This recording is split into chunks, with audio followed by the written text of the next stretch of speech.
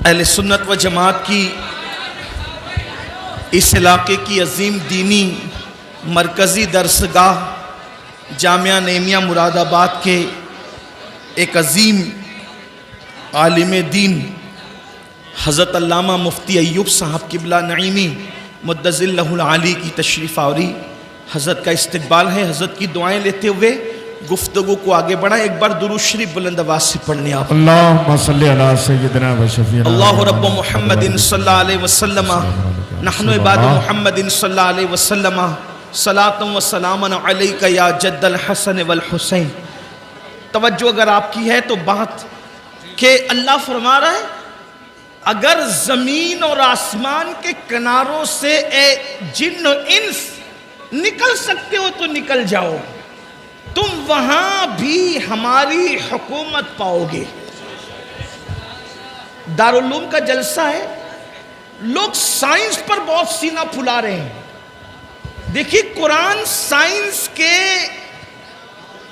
علوم کے لیے کیسے رہنما اصول فراہم کر رہا ہے، اس لیے کہ اللہ کی کتاب تمام علوم کا سرچشمہ ہے۔ بے شک جس وقت قرآن نے یہ کہا اے جن و انس اگر تم زمین اور آسمان کے کنارے سے نکل سکتے ہو تو نکل جاؤ، وہاں بھی ہماری حکومت پاؤ گے۔ مطلب کیا؟ اس وقت تو لوگوں کو شعور اور ادراک ہی نہیں تھا کہ کوئی زمین کے کنارے سے بھی باہر نکل سکتا ہے۔ یہ ممکن ہے زمین کے کنارے سے باہر نکلنا۔ یہ بنیاد کس نے فراہم کیا؟ اس بنیاد کو فراہم کرنے والی کتاب کو قرآن مقدس کہتے ہیں۔ سبحان اللہ۔ اور پھر یہ بھی بتا دیا جہاں جاؤ گے وہاں کوئی اور نہیں، اللہ ہی کی حکومت پاؤ گے۔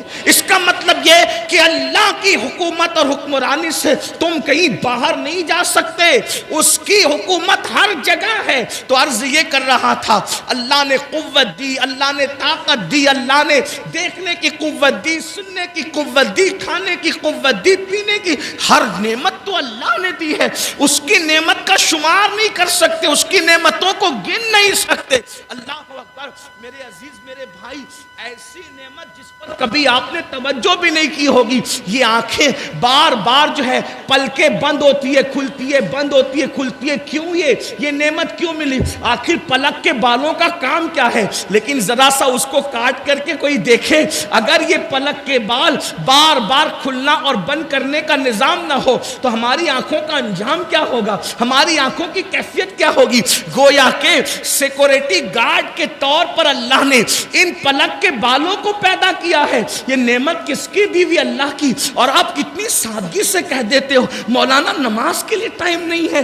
وہ اللہ جس نے سب دیا میرے بھائی، ہر نعمت دیا میرے بھائی، اس اللہ کے لیے ٹائم نہیں۔ اور پھر ایک وقت کی نماز کے لیے صرف 10 منٹ کا ٹائم ہے، 10 منٹ بس، اس سے زیادہ نہیں۔ اب 5 وقت کی نماز پڑھو گے تو 50 منٹ کا ٹائم لگے گا، پھر بھی وقت نہیں نکالتے، پھر بھی ٹائم نہیں نکالتے۔ تو یاد رکھنا اگر نہیں نکالو گے نا اللہ کے لیے ٹائم تو پھر اللہ کا عذاب ہے۔ ان بطش ربک لشدید، تیرے رب کی پکڑ بڑی سخت ہے۔ اب آئیے اللہ اکبر، ایک کتاب ہے جو سرکار غوث اعظم شیخ عبد القادر جیلانی کی طرف منسوب ہے، اس کتاب کو غنیۃ الطالبین کہتے ہیں۔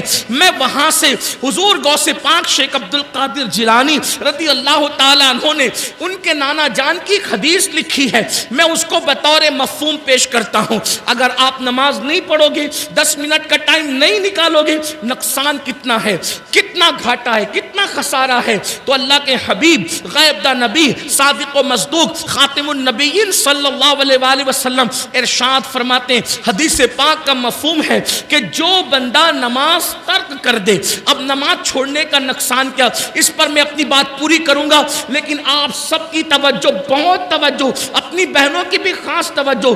یہ صرف بہانے میرے عزیز، بہت بہانے کی ٹائم نہیں ملتا، جھوٹ ہے، بہت جھوٹ ہے۔ اگر نماز کے لیے ٹائم نہیں، فیس بک کے لیے وقت کہاں سے، یوٹیوب کے لیے وقت کہاں سے، دوستوں کی محفل کے لیے وقت کہاں سے، غب شپ کے لیے وقت کہاں سے، یہ سارے فضول کاموں کے لیے وقت کہاں سے؟ آج جتنا ٹائم اپنے پاس ہے اس سے پہلے اتنا ٹائم لوگوں کے پاس نہیں تھا.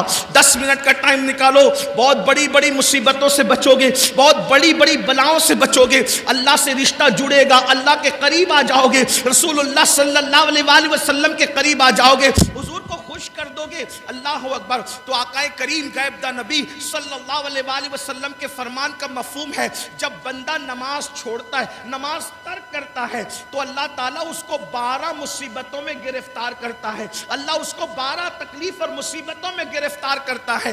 3 مصیبتیں اس کو دنیا میں آتی ہے, 3 مصیبتیں اس کو مرتے وقت آتی ہے, 3 مصیبتیں اس کو قبر میں آتی ہے, 3 مصیبتیں اس کو میدان محشر میں آتی ہے. اب یہ 12 مصیبتیں ہیں, یاد رکھ لو. یا 10 منٹ کا ٹائم نکال کے نمازی بن جاؤ, یا پھر ان بھیانک مصیبتوں کے لیے تیار ہو جاؤ, ان خوفناک مصیبتوں کے لیے تیار ہو جاؤ. اور سن لو, یہ معاذ اللہ کسی دنیا کے ظاہری لیڈر کا یا صرف کسی سیاسی لیڈر کا بیان نہیں جس کو ہنس کے اڑا سکو, یا یہ کسی عام انسان کی گفتگو نہیں, یہ اس رسول کا فرمان ہے. تمہارے منہ سے جو نکلی وہ بات ہو کے رہی. اللہ اکبر. یہ اس رسول کا فرمان ہے جو اپنی مرضی سے کبھی گفتگو کرتے ہی نہیں. اللہ اکبر. زبان ان کی ہے, کلام خدا بند قدوس کا ہے. اللہ اللہ. اس لیے آقا کا فرمان ہے, انہوں نے کہہ دیا, جو کہہ دیا ہو کے رہا, انہوں نے جو فرمایا ہو کے رہا. تو سن لو, مصیبتوں سے بھاگنے والوں, مصیبتوں سے جیت چرانے والوں, مصیبتوں سے ڈرنے والوں, اللہ کے حبیب فرما رہے ہیں, نماز چھوڑو گے تو 12 مصیبتوں کا منہ دیکھنے کے لیے تیار رہو, 12 مصیبتوں میں گرفتار ہونے کے لیے تیار رہو. آئیے 3 مصیبتیں دنیا کی کیا ہے, ذرا اس پر توجہ کریں. اللہ اکبر. کتنا ترس آتا ہے میری قوم پر, کتنی نادان ہے یہ قوم, ہر مصیبت سے پیچھا چھڑا رہی ہے. اور وہ بھیانک مصیبتیں جو نماز کی وجہ سے آ رہی ہے, 10 منٹ کا ٹائم نکالنے کے لیے تیار نہیں. آؤ آؤ, اپنے رسول, اپنے آقا جو ماؤں سے زیادہ شفیق ہے, ماؤں سے زیادہ رفیق ہے. اللہ اکبر. خون کے رشتے اتنا ہم سے پیار نہیں کرتے جتنا آمنہ کے لال نے پیار کیا ہے. حضور نے امت سے کتنی محبت کی ہے, اس کا احساس تو کرو. اللہ کے حبیب نے اللہ کے عذاب کو کیوں بیان کیا, تاکہ سن لو, ہوشیار ہو جاؤ, اپنے آپ کو اللہ کے عذاب سے بچاؤ. ورنہ سن لو, اچھی طرح سن لو, کسی انسان میں اتنی طاقت نہیں ہے کہ اللہ کے عذاب کو برداشت کر سکے. واللہ سارے زمین اور آسمان مل کر اللہ کے عذاب کو اٹھانے کی طاقت نہیں رکھتے. بابا یہ نازک سا وجود جو پسو, کھٹمل اور چونٹی کے کاٹنے پر بھی بے چین اور بے قرار ہو جاتا ہے, اللہ کا وہ عذاب کیسے برداشت کر سکو گے جو زمین اور آسمان برداشت نہیں کر سکتے. ایک بزرگ بہت روتے تھے, کسی نے پوچھا رونے کی وجہ کیا, فرماتے ہیں اگر اللہ مجھے گرم پانی کے عذاب سے ڈراتا تو بھی مجھے رونا ہی تھا. اللہ نے مجھے گرم پانی کے عذاب سے نہیں ڈرایا, بلکہ اللہ نے مجھے جہنم کے عذاب سے ڈرایا. جہنم کے عذاب کے بارے میں قرآن کہتا ہے, القاریہ القاریہ. جہنم کے عذاب کے بارے میں قرآن کہتا ہے,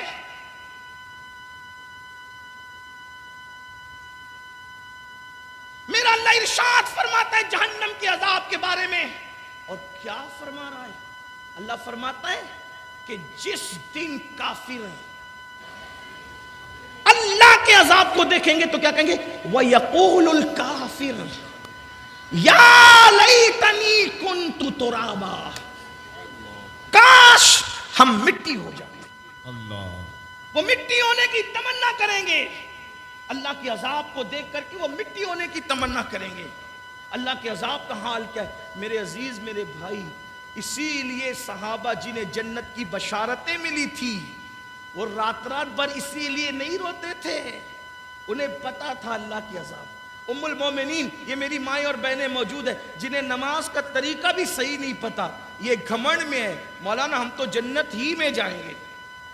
میں کہتا ہوں امید کری جا سکتی ہے لیکن خوف بھی ہو.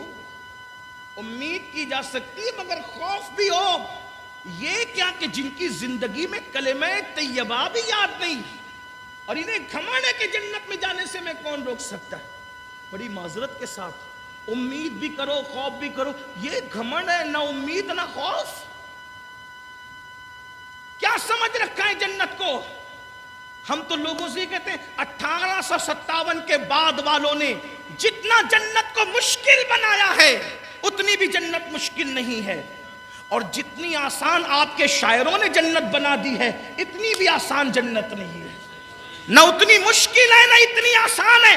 پھر اعتدال کی راہ کیا ہے؟ تو میرے امام اسے اعتدال کی راہ کو بیان کرتے کہتے ہیں وہ تو نہایت سستا سودا. واہ واہ واہ سبحان اللہ. اعتدال کی راہ کیا ہے؟ نہ 1857 کے بعد والوں کی فکر جو انہوں نے بہت مشکل کر دی کہ کچھ بھی کر لو جنت میں نہیں جاؤ گے, یہ مشکل. اور آپ کا حال یہ ان کو دیکھو اور ان کو دیکھو اور جنت میں چلے جاؤ. میں کہتا ہوں کہ ساری نسبتیں عظمتیں سراخوں پہ انکار نہیں, لیکن جن کو دکھا کر جنت بانٹ رہے ناظم صاحب آپ, ان کے ایمان پہ خاتمے کی بھی کوئی گارنٹی آپ کے پاس ہے؟ تو نہ اتنی مشکل نہ اتنی آسان. امام کی فکر یہ کہ وہ تو نہایت سستا سودا بیچ رہے ہیں جنت کا, ہم مفلس کیا مول چکائیں اپنا ہاتھ ہی خالی ہے. سبحان اللہ سبحان. ہمارے پاس مول کیا ہے بھئی؟ چیز کتنی سستی ہو اور ہمارے پاس نہ ہو اس کی قیمت آپ کی توجہ ہے؟ دیکھیں آسانی سے سمجھ میں آئے گی. چیز کتنی سستی ہو اور ہمارے پاس قیمت نہ ہو, لے سکتے ہیں. جیسے مثال کے طور پر یہ میرا رومال ہے, اگر میں کہوں کہ میں اسے آج بیچنا چاہتا ہوں, کون خریدے گا تم میں؟ تو میرا حسن ظن یہ کہتا ہے کہ میرے عزیز میرے بھائی لوگ جو مجھ سے محبت کرتے ہیں پیار کرتے ہیں, اگر میں اس کی قیمت یہ کہہ دوں 500 روپے تو ابھی 500 کی کئی نوٹیں نکل آئیں, 5000 تو بھی نکل آئیں, 10,000 میرا حسن ظن کہتا ہے تو بھی نکل آئے. لیکن میں یہ رومال چلے بیچ ہی دوں, کتنے میں خریدو گے؟ میں نے بیچنا اس کو, مجھے چاہیے اس رومال کے صرف 15 پیسے. 2 منٹ کا ٹائم ہے. اگر آپ میں سے کسی کی جیب میں 5 اور 10 15 پیسے ہو, ابھی لا کر دے دیں. حضرت مفتی ایوب صاحب کی بلا مدظل العالی کے ہاتھ سے یہ رومال لے کر جائیں, یا یہ سید صاحب کا رومال لے جائیں, یا اگر حضرت اجازت دے گستاخی نہ ہو تو حضرت کا عصا لے کر چلے جائیں.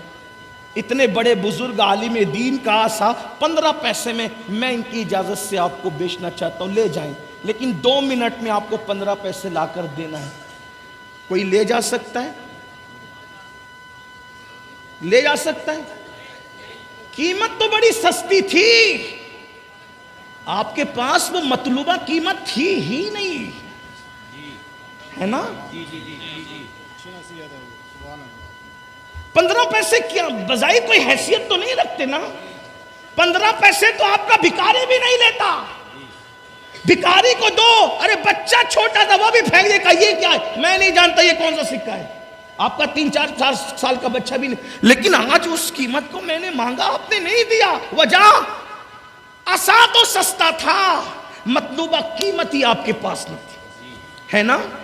رومال تو سستا تھا, مطلوبہ قیمت ہی آپ کے پاس نہ تھی. سید صاحب کا رومال سستا نہیں تھی, مطلب کیا؟ چیز تو سستی بک رہی تھی مگر وہ کرنسی آپ کے پاس نہیں تھی. بلا تمثیل جنت تو بیچ دی محمد الرسول اللہ نے. مالک جنت نے تو اعلان کر دیا, بلکہ یوں شان سے اعلان کیا جس کو بریلی سے آواز آ رہی ہے حضور تاج الشریعہ کی شکل میں کہتے جہاں بانی عطا کر دے بھری جنت ہبا کر دے. نبی مختار کل ہے جس کو جو چاہے عطا کر دے. سبحان اللہ, نعرہ تکبیر. نبی مختار کل ہے جس کو جو چاہے, وہ بھیک میں بھی جنت دے سکتے اور بیچ بھی سکتے, کیونکہ خالق کل نے آپ کو مالک کل بنا دیا. دونوں جہاں ہے آپ کے قبضہ و اختیار. سستے سودے میں جنت بکی نا، لیکن آپ کے پاس ہے کیا؟ ایک نیکی پر بھی جنت مل سکتی ہے، ایک نیکی پر، ایک نیکی ہو بھی تو نا، توجہ ہے آپ کی، ایک نیکی ہو بھی تو نا۔ بڑی معذرت کے ساتھ کان کھول لو اپنے، بہت سے ایسے ہوں گے جن کو یہ غرور ہے آج کہ میں بہت نیک ہوں، لیکن جب میدان محشر میں اعمال نامہ ہاتھ میں آئے گا تو پتہ چلے گا تو میرے پاس تو کچھ ہے ہی نہیں، ہمارے پاس تو کچھ ہے ہی نہیں، ایک نیکی بھی نہیں ہوگی۔ وجہ، جو نہیں پڑھتے نماز وہ تو نہیں پڑھتے، جو پڑھتے ان کا حال کیا ہے؟ اللہ کے رسول علیہ السلام فرماتے، توجہ کرنا، آقا فرماتے ہیں جس کے سینے میں کسی مسلمان کے لیے کینہ ہوتا ہے، اس کے سجدے اور اس کی دعا اس کے سر کے اوپر بھی نہیں جاتی۔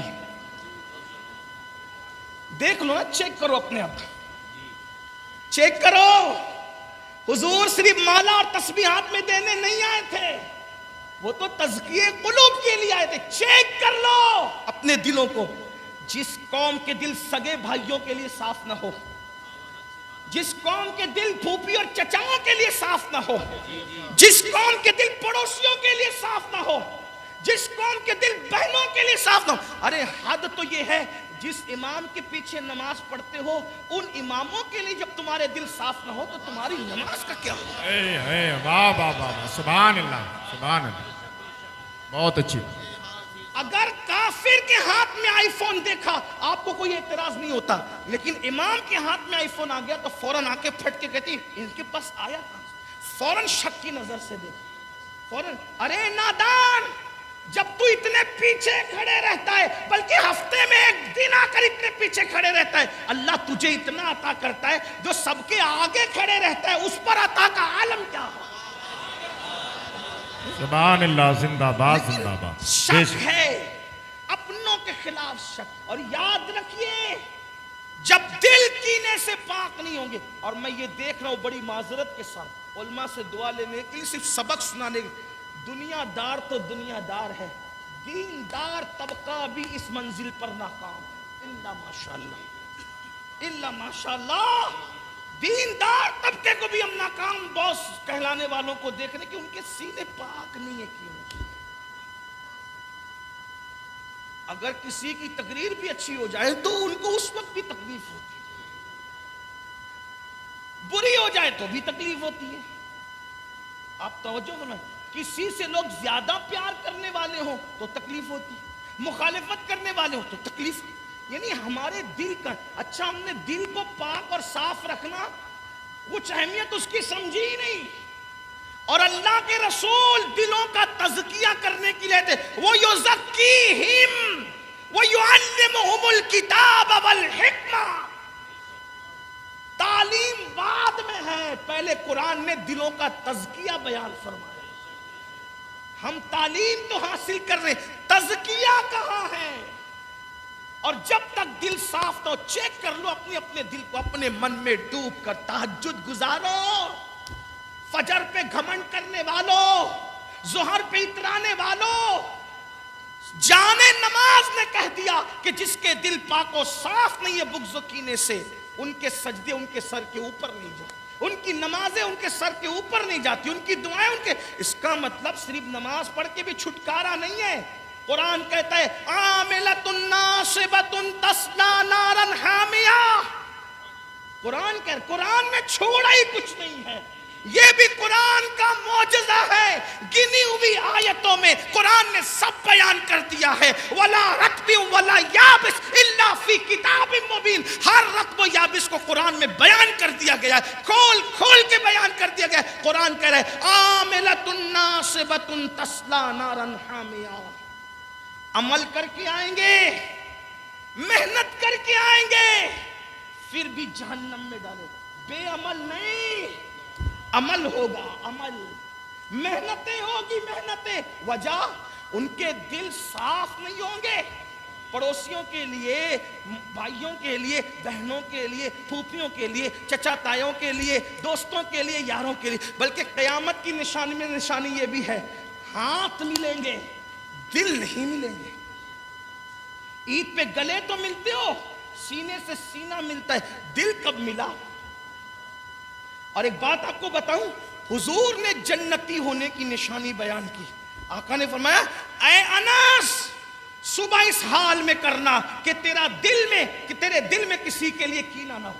آقا فرماتے، سن لیں حدیث پاک کا مفہوم. کیا فرمایا؟ اے انس صبح اس حال میں کرنا کہ تیرے دل میں کسی مسلمان کے لیے کینہ نہ ہو، یہ میری سنت ہے، اور جو میری سنت پر عمل کرے گا جنت میں میرے ساتھ جائے گا. سبحان اللہ سبحان اللہ. اگر حضور کا ساتھ جنت میں چاہتے ہو دل کو صاف کر لو. اب کہتے ہیں ارے حضرات ہم تو دعا کرتے قبول نہیں ہوتی. سیدنا ابو ہریرہ دمشق گئے، ملک شام. جب دمشق گئے تو لوگوں نے کہا اے صحابی رسول آپ دعا کیجئے. توجہ کرنا، آپ دعا کیجئے، صحابی کی دعا ہم سب کے حق میں قبول ہوگی. حضرت ابو ہریرہ نے فرمایا ایک ہی شرط پہ دعا کروں گا. توجہ ہے نا آپ کی توجہ؟ بہت اچھے سے سن رہے ہو لیکن مزید توجہ، بہت اہم موڑ پر گفتگو آ رہی ہے. کیا فرمایا؟ ضرور دعا کروں گا، شرط ہے اگر کسی کے اپنے رشتہ دار سے رشتہ ٹوٹا ہوا ہے تو پہلے وہ میری محفل سے باہر نکلے، کیونکہ رشتہ داروں کے لیے کینے والوں کے درمیان میں دعا نہیں کروں گا. کیونکہ میں نے اپنے نبی سے سنا جس محفل میں رشتہ داروں کے لیے کینے والے موجود ہوں، رشتہ توڑنے والے موجود ہوں، رشتے کو منقطع کرنے والے موجود ہوں، اللہ دعا قبول نہیں کرتا. فرماتے ہیں میری دعا اگر لینا ہے تو پورے مجمع میں جس نے اپنے رشتہ داروں سے بات بند کر رکھی ہے باہر جائے. مگر وہ خیر القرون تھا، وہ خیر القرون تھا. اگرچہ اصحاب رخصت ہو رہے تھے لیکن سینئر تابعین کا دور شروع ہو چکا تھا. پتہ ہے جب پورے مجمع میں دمشق میں اعلان ہوا کہ دل میں کینے رکھنے والے اور رشتے توڑنے والے محفل کے باہر نکلیں تو پوری محفل میں کوئی بھی ایسا نہیں تھا جو جائے سوائے ایک جوان کے. وہ جوان اٹھا اور اٹھ کے جانے کے بعد فوراً گھر پہنچا، اپنی پھپھی کے پاس گیا، کہا پھپھی اماں مجھے معاف کر دو، میں نے تم سے بات بند کر رکھی تھی. وہ پھپھی نے کہا اب ہوش آیا تجھے؟ کہا ہوش اس لیے آیا کہ حضرت ابو ہریرہ نے اپنی محفل سے مجھے نکال کے بھگا دیا کہ جب تک کہ رشتوں کو کاٹنے والے دل میں کینہ رکھنے والے میں موجود ہوں گے میں دعا نہیں کروں گا. تو پھپھی امی اب صحابی کی دعا کی برکتیں لینی ہے تو میں تمہارے ساتھ صلح کرنے کے لیے آ گیا. آپ مجھے بتائیں یہ مقبول دعاؤں کی محفلیں تھی. ہماری محفل کا حال تو یہ ہے اگر 100 لوگ موجود ہیں تو 98 لوگ تو سارے بغض کینہ لے کر کے آتے ہیں، پھر کہاں دعا؟ لوگ کہتے ہیں مولانا پہلے جب بارش مانگنے کے لیے جاتے تھے تو جاتے تھے بھیگ کے آتے تھے، پہلے کے مولانا لوگ ایسے تھے. میں نے کہا ہوش کے ناخن لو، مولانا تو اب بھی ویسا ہی مولانا ہے، تمہارے دل کہاں ہے؟ آمین کہنے والوں کے دل کہاں ہے؟ دل میں بغض ہے، کینے ہے، حسد ہے. اور ایک بات اور آگے بڑھ کے بتاؤں، اب توجہ کرنا، جب پھپھی کے لیے، بھائی کے لیے، چچا کے لیے دل صاف نہ ہو تو یہ حال ہے کہ سجدے سر کے اوپر نہ جائیں اور جو ماں باپ کی بد دعا لیں، جو ماں باپ کو تڑپائیں، ماں باپ کو سسکیاں لینے پہ مجبور کریں. کسی کے ماں باپ کسی کے دروازے پر روٹی کا ٹکڑا مانگ کر کے گزارا کر رہے ہیں، کسی کے ماں باپ مسجد کے زینے پہ بیٹھ کر کے بھیک مانگ کر کے گزارا کر رہے ہیں، کسی کے ماں باپ اللہ اکبر کسی کے یہاں برتن جھاڑو کر کے اپنا گزارا کرنے پر مجبور ہے. اے میری قوم کے جوانوں یاد رکھو جب تک کہ اللہ کے بندوں کو خوش نہیں کرو گے اس وقت تک اللہ آپ سے ہم سے راضی نہیں ہوگا. سرکار غریب نواز رضی اللہ تعالیٰ نے ارشاد فرماتے ہیں کہ بندوں کے دل سے اللہ تک پہنچنے کا راستہ جاتا ہے، یعنی جب تک دلوں کو خوش نہیں کرو گے اس وقت تک تم اللہ کو راضی نہیں کر سکتے. حضرت سیدنا امام جعفر صادق کا قول ہے روئے زمین پر جتنے ذرات ہیں اس سے زیادہ اللہ تک پہنچنے کے راستے ہیں. اللہ تک پہنچنے کا سب سے قریبی راستہ جو ہے وہ اللہ کے بندوں کو خوش کرنا ہے، ان کی خدمت کرنا ہے. مجھے بتاؤ جب عام بندوں کو خوش کرنے پر، عام بندوں کی خدمت کرنے پر اللہ یہ مرتبے عطا فرماتا ہے تو وہ لوگ جو اپنے ماں باپ کی دعائیں لیتے ہیں، وہ لوگ جو اپنے ماں باپ کو خوش کرتے ہیں، وہ لوگ جو اپنے ماں باپ کی خدمت کرتے ہیں، بڑی معذرت کے ساتھ کچھ ایک طبقہ نماز کی طرف تو آ گیا، ایک طبقہ داڑھی کی طرف تو آ گیا، ایک طبقہ ٹوپی کی طرف تو آ گیا، لیکن جب ان کی پرسنل لائف میں جھانک کر دیکھو، ان کی نجی زندگی میں دیکھو تو ان کا سلوک ماں باپ کے ساتھ کچھ اچھا نہیں ہے۔ اللہ اکبر، ماں باپ پر ہزاروں تقریریں ہوتی ہے، درجنوں تقریریں ہوتی ہے، اثر کیا ہے؟ بڑی معذرت کے ساتھ چلیں دوسروں نے جو کہا ان کو چھوڑیں، مسلک اعلیٰ حضرت میں ماں باپ کی کیا اہمیت؟ کیونکہ مسلک کا نعرہ لگاتے ہیں ہم، مسلک کا نعرہ، ہمارا حال یہ ہو گیا میٹھا میٹھا ہپ ہپ، کڑوا کڑوا تھو تھو۔ مسلک اعلیٰ حضرت میں جہاں اشداء علی الکفار ہے، وہیں پر رحماء بینہم بھی ہے۔ ہم نے اشداء علی الکفار کو ہائی لائٹ کیا، کرنا بھی تھا اور ہونا بھی چاہیے، لیکن شاید ہم نے رحماء بینہم کو بلا دیا۔ اسی لیے جو نرمی ایک دوسرے کے لیے ہونا چاہیے، بعض لوگوں میں، بعض کی بات کر رہا ہوں، سب کی نہیں، بعض لوگوں میں کہیں نہ کہیں وہ چیز اٹھ گئی۔ نعرہ تو لگائے گا جلسے میں مسلک اعلیٰ زندہ باد، نبی کا دامن نہیں چھوڑیں گے، غوث کا دامن، اور گھر پہ ماں کو ڈانٹ کے آیا ہے، بس کر، تجھے کتنا پیسہ دوں دوائی کے۔ سب ایسے نہیں ہوتے، لیکن میں بات کر رہا ہوں جوانوں کی۔ امام اہل سنت سیدی اعلیٰ حضرت امام احمد رضا خان محدث بریلوی لکھتے ہیں ماں باپ کا ادب کیا ہے؟ فرمایا جب اپنے ماں باپ سے گفتگو کرو پہلے ان سے اجازت لو۔ توجہ کریں، میں سمجھتا ہوں کہ اگر ہاتھ اٹھوا لیے جائیں نا میرے بھائیوں ہاتھ، تو شاید کتنے ہاتھ ہوں گے جو اٹھ سکیں گے؟ کون لوگ ہیں جو ماں باپ سے اجازت لے کے گفتگو کرتے ہیں؟ پہلی بات تو ماں باپ ترستے ہیں میرے بھائی کہ میرا بیٹا مجھ سے گفتگو تو کر لے۔ فون پر لگے ہوئے ہیں کسی لڑکی سے ناجائز تعلقات بنانے میں، گھنٹوں اس کو پٹا رہے ہیں، پھسلا رہے ہیں، اور ادھر بوڑھی ماں انتظار کر رہی میرا بیٹا مجھ سے بات تو کر لے، مجھ سے میری خیریت تو پوچھ لے۔ یہ حالات ہیں، بوڑھے ماں باپ سے بات کرنے کو فرصت نہیں، دوستوں کے پاس رات کے 3-3 بجے تک بیٹھ رہے ہیں، انٹرنیٹ لے کر کے رات کے 3-3 4-4 بجے تک بیٹھے، ماں باپ سے خیریت پوچھنے کا وقت نہیں۔ سنو، میرے امام لکھ رہے، امام اہل سنت، کہ جب ماں باپ سے بات کرنا ہو تو اس طریقہ یہ ہے کہ پہلے ان سے اجازت لو، اور اجازت لینے کے بعد بات کا طریقہ کیا ہو؟ اے بڈھی، اے بڈھا، ڈوکری ڈوکرا، یہ سب نہیں، بلکہ فرماتے ماں باپ سے اجازت لے کر جب ان سے بات کرنے کا وقت آئے تو ایسے بات کرو جیسے غلام اپنے آقا سے بات کرتا ہے۔ یہ ہمارے یہاں گفتگو کرنے کا انداز ہے۔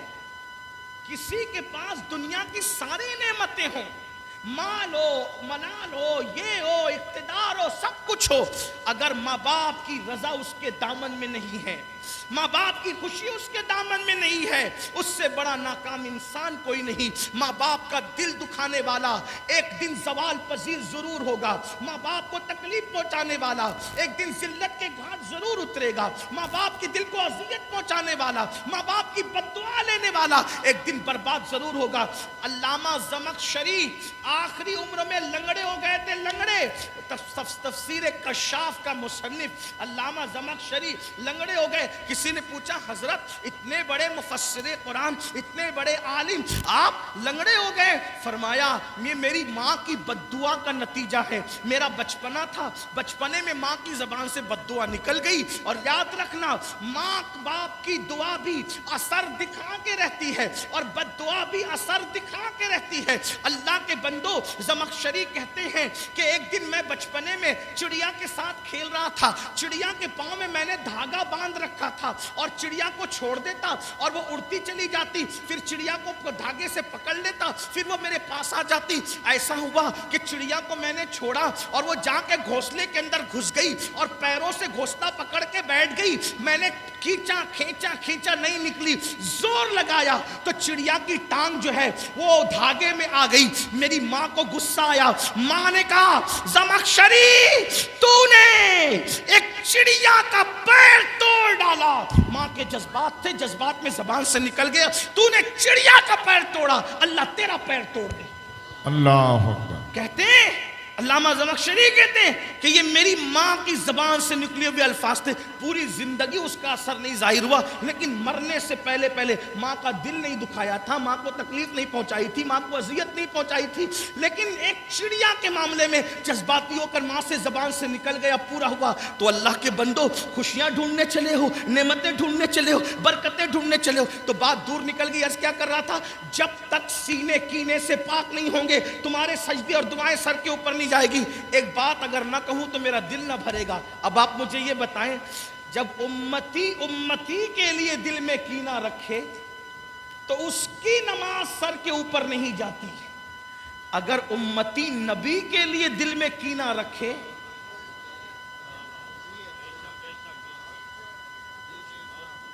پھر وہاں تو نماز کا تصور ہی ختم ہے. اور کینے کا اثر کب پتا چلتا ہے؟ توجہ چاہتا ہوں, میں کسی کو ٹارگٹ نہیں کر رہا ہوں, صرف سعادت مند روحوں کو آواز دینا چاہتا ہوں. کینے کا تصور کب پتا چلتا ہے؟ توجہ, کینے کا اثر اس وقت پتا چلتا ہے کہ اللہ نہ کرے کسی کے دل میں علامہ ایوب صاحب کے لیے کینہ ہو, مفتی ایوب صاحب کے لیے کینہ ہوا, میں نے جہاں تعریف شروع کی اس کا منہ اترنا شروع ہوگا. یعنی کہ جس کے لیے دل میں کینہ ہوتا ہے اس کی تعریف انسان سے برداشت نہیں ہوتی. کینے کی یہ علامت ہے. نمبر 2, جب کسی کے لیے دل میں کینہ ہو اس کی لوگ تعظیم اور عزت کریں تو بھی انسان سے برداشت نہیں ہوتی. تو اب دنیا میں کن کے سینوں میں نبی کے لیے کینہ ہے؟ اگر تلاش کرنا ہو تو پھر ہم سلیکشن نہیں کریں گے کیونکہ ہمارے پاس کوئی علم غیب نہیں ہے. لیکن علامتیں تو ہے نا. جب علامہ مفتی ایوب صاحب کی تعریف کسی کو برداشت نہ ہو تو ہم سمجھتے اس کے دل میں کینہ ہے. سید فرید میاں کی تعریف برداشت نہ ہو, ہم سمجھتے دل میں کینہ ہے. ہم ان کی عزت کریں تو وہ بے چین ہو جائیں, سمجھ جاتے دل میں کینہ ہے. اب دنیا میں ڈھونڈو ایسے لوگوں کو کہ کلمہ پڑھ کے بھی کوئی اتنا بدنصیب ہے کہ نبی کے لیے کینہ رکھتا ہے. تو دیکھ لو, اگر ہیرو ہیروئن کے زلف و رخسار کی تعریف کرے تو لوگوں کو کوئی تکلیف نہیں ہوتی, اور نبی کی نعت شروع کر دو تو لوگ ادھر ادھر دیکھنے لگتے ہیں. پتا چلا جن کو ہیروئن کی زلف و رخسار کی تعریف بے چین نہیں کرتی, ان کو واللیل والے چہرے والے کی تعریف اگر بے چین کر دے, پھر کسی برادری کا ہو, کسی خطے کا ہو, کسی قبیلے کا ہو, کسی ذات کا ہو, کسی بات کا ہو, کسی بھی ڈگری کا مالک ہو, وہ سب کچھ ہو سکتا ہو لیکن رسول اللہ کا وفادار نہیں ہو سکتا. آپ دیکھیں کتنوں کا برتھ ڈے روز منایا جاتا ہے کسی کو تکلیف کچھ کہنے کی, لیکن جب رسول اللہ کا میلاد آتا ہے تو کہتے ہیں کہاں لکھا ہے, کہاں لکھا ہے. میں نے کہا اللہ کے بندو, اتنی میلادیں تم نے ہضم کر لی, تکلیف نہ ہوئی؟ ایک آمینہ کے لال کی میلاد, ایک آمینہ کے لال کی میلاد. اور پھر میں کہتا ہوں کسی کی میلاد ہمارے لیے وہ اہمیت نہیں رہتی. آمینہ کے لال کی میلاد صرف کسی کی ولادت نہیں بلکہ وہ یوم انقلاب ہے. بابا سبحان اللہ, سبحان بے شک. کعبہ بتوں سے کب پاک ہوا؟ اسی میلاد کے بعد. شیطان کا قبضہ دنیا سے کب ختم ہوا؟ اسی میلاد کے بعد. بچیوں کا زندہ دفن ہونا کب بند ہوا؟ اسی میلاد کے بعد. لوگ رحمان کا کلمہ پڑھنے والے کب بنے؟ اسی میلاد کے بعد. نماز پڑھنے والے کب بنے؟ اسی میلاد کے بعد. مکے جیسے کفرستان میں لبیک اللہم لبیک, لبیک لا شریک لک لبیک کی اگر گونج ہوئی ہے اسی میلاد کے بعد. پتا چلا وہ صرف کسی کی میلاد نہیں بلکہ یوم انقلاب ہے. لیکن رونا تو اس پر ہے نا میرے بھائی, انسان اتنی میلادیں ہضم کر گیا, ایک میلاد, ایک, اور پھر اس پر طرفہ یہ کہ کچھ لوگ اتنے آگے بڑھتے, مجھے نہیں ابھی تک پتا چل سکا کہ کسی عالم نے اس پہ اعتراض کیا. اور میں توجہ, میلاد پر عالم نے کبھی اعتراض نہیں کیا کسی, میں کسی عالم کو نہیں جانتا جس نے اعتراض کیا. لیکن جاہلوں کی طرف سے وجہ اس کی یہ ہے کہ علم کتنا ہی ہو اور اگر وہ تعظیم رسالت کو نہیں جانتا تو ابو الحکم کو بھی ابو جہل کا ٹائٹل دیا گیا ہے. جی واہ واہ. عالم کبھی بھی اعتراض نہیں کیا تو کہا جاہلوں کی طرف سے بات یہاں تک کہہ دیا کہ یہ میلاد تو شرک ہے. میں نے کہا اللہ کے بندو رب کی شان ہے لم یلد ولم یولد. تو جس کا میلاد منایا تو شرک کی کاٹ تو یوں ہی ہوگی. تو نبی کے لیے دل میں بغض نہ رکھو, کینہ نہ رکھو, بلکہ دیکھو کیا فکر ہونی چاہیے. لوگ کہتے تھے, کیا کہتے تھے, اللہ کے نبی ایسے ایسے ایسے, لیکن 14ویں صدی کا مجدد آیا اور اس نے اپنے قلم اور زبان کو وقف کر دیا نبی کی تعریف کے لیے. اور کس شان سے کہی, کس شان سے کہتے ہیں زمین و زمان تمہارے لیے, مکین و مکان تمہارے لیے, چنین و چنا تمہارے لیے, بنے دو جہاں تمہارے لیے. اور کیا مزے میں کہتے کہ دہن میں زبان تمہارے لیے, بدن میں ہے جان تمہارے لیے, ہم آئے یہاں تمہارے لیے, اٹھے بھی وہاں تمہارے لیے. جنا میں چمن, چمن میں سمن, سمن میں فبن, فبن میں دلہن, سزائے مہن پہ ایسے ملن, یہ امن و امان تمہارے لیے. یہ مرحمتیں کہ کچی متیں نہ چھوڑی لتے نہ اپنی گتے, قصور کرے اور ان سے بھرے قصور جنا تمہارے لیے. سب سے اولا وہ اعلیٰ ہمارا نبی, سب سے بالا وہ اعلیٰ ہمارا نبی, اپنے مولا کا پیارا ہمارا نبی, دونوں عالم کا دولہ ہمارا نبی, خلق سے اولیاء, اولیاء سے رسول اور رسولوں سے اعلیٰ ہمارا نبی. بجھ گئی جس کے آگے سبھی مشعلیں, شمع وہ لے کر آیا ہمارا نبی. ملک کونین میں انبیاء تاجدار, تاجداروں کا آقا ہمارا نبی. اس پر کھاتا ہے جس کے نمک کی قسم, وہ ملی دلارا ہمارا نبی. جس نے ٹکڑے کیے ہیں کمر کے وہ ہے نور وحدت کا ٹکڑا ہمارا نبی. کون دیتا ہے دینے کو وہ چاہیے, دینے والا ہے سچا ہمارا. سبحان اللہ, اللہ اکبر, یا رسول اللہ, زندہ آباد, زندہ آباد. اللہ کے بندو, جب نبی کی تعریف ہو تو دل چھوٹا نہ کیا کرو. اگر کسی کے دل میں کینہ ہے تو کیسے پتا چلے؟ کہ بے جان جھنڈے کو تو سلام کرتا ہے, زندہ نبی پہ سلام پڑھنے کو اعتراض کرتا ہے. واہ واہ واہ واہ, سبحان اللہ, زندہ باد. اندازہ فرمائیں, میں واللہ کسی کو ٹارگٹ نہیں کر رہا ہوں, صرف آپ کے سامنے چور کی نشانیاں رکھتا ہوں. آپ مجھ سے زیادہ دانشمند ہے نا. جب کپڑا خریدنے میں اتنی احتیاط ہے کہ 4 دکان ڈھونڈ کے کپڑا خریدتے ہو, تو پھر کسی کی اقتداء کے سے پہلے بھی آپ کو تھوڑا سا خیال ہونا چاہیے. اپنی جیب کا پیسہ ضائع کرنے کے معاملے میں اتنے حساس ہو, اپنی نمازیں ضائع کرنے کے معاملے میں کیوں اتنی نادانی سے کام لیتے ہو؟ ایسے ہی کسی کے بھی پیچھے نہیں. اب کس کے پیچھے پڑھو میں یہ نہیں کہہ رہا ہوں, میں تو صرف کیونکہ ایک داعی کی حیثیت سے میں اشارے دینا چاہتا ہوں. میں یہ نہیں چاہتا کہ کل میرے بعد کوئی آ کر کہہ دے کہ وہ تو لڑا گئے, ہم صوفیہ کے غلام ہیں, ہم لڑنے لڑانے والی بات نہیں کرتے. ہم تو نشانی دے جا رہے ہیں, ڈھونڈ لینا, تلاش کرنا, عقل مند ہونا.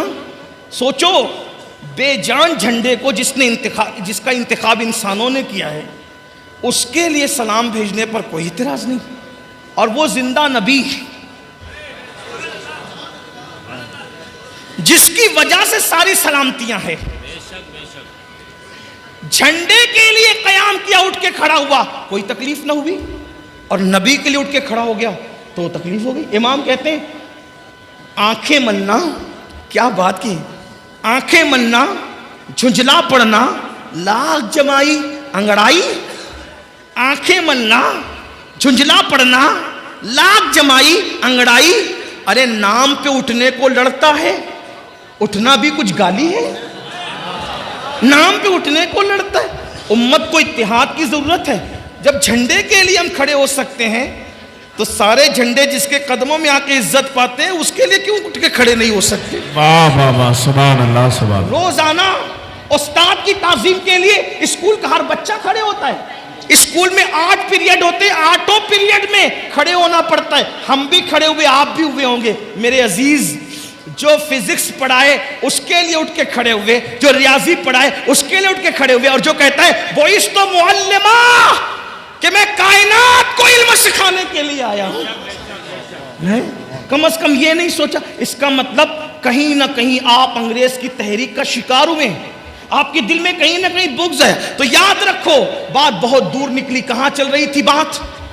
اللہ کے رسول صلی اللہ علیہ وآلہ وسلم نے ارشاد فرمایا جو نماز نہیں پڑھے گا, نماز چھوڑ دے گا, حدیث پاک کا مفہوم ہے وہ 12 مصیبتوں میں گرفتار ہوگا. 3 دنیا میں, 3 قبر میں, 3 مرتے وقت اور 3 میدان محشر میں. اب ذرا سن لے اس کو, میں جلدی جلدی پڑھ سکتا ہوں, پڑھ دوں؟ جی جی. آپ تھک تو نہیں گئے نا؟ نہیں. تھک جائے تو چپ ہو جانا, میں سمجھ جاؤں گا کہ آپ تھک گئے. کچھ لوگ مجمع دیکھنے آتے ہیں, پھر ان کو تھک جاتے تو چلے جاتے, اور کچھ سننے آتے ہیں تو وہ کہتے ہیں کہ نہیں جب تک سلام نہ پڑھا جائے ہم نہیں جائیں. ہاں, تو ہمیشہ ہمارا ٹارگٹ وہی ہوتے ہیں جو سننے آتے ہیں. صحیح ہے, تو آپ کی توجہ ہے, بات آگے بڑھا سکتا ہوں. 3 مصیبتیں دنیا میں, جلدی جلدی پڑھ رہا ہوں. نمبر 1, جو نماز چھوڑ دے اللہ اس کی روزی سے برکت اٹھا لے. سب لوگ ہو نا پریشان ہو, کچھ لوگ خوش ہو رہے ہوں گے, ارے یہ کیا مولوی بات کر رہا ہے, بولے برکت اٹھا لیتا ہے اللہ. ہم تو برسوں سے نماز نہیں پڑھتے, کروڑ پتی ہے. ہم نے کہا آپ سمجھے نہیں بات کو. ایک ہے کثرت اور ایک ہے برکت.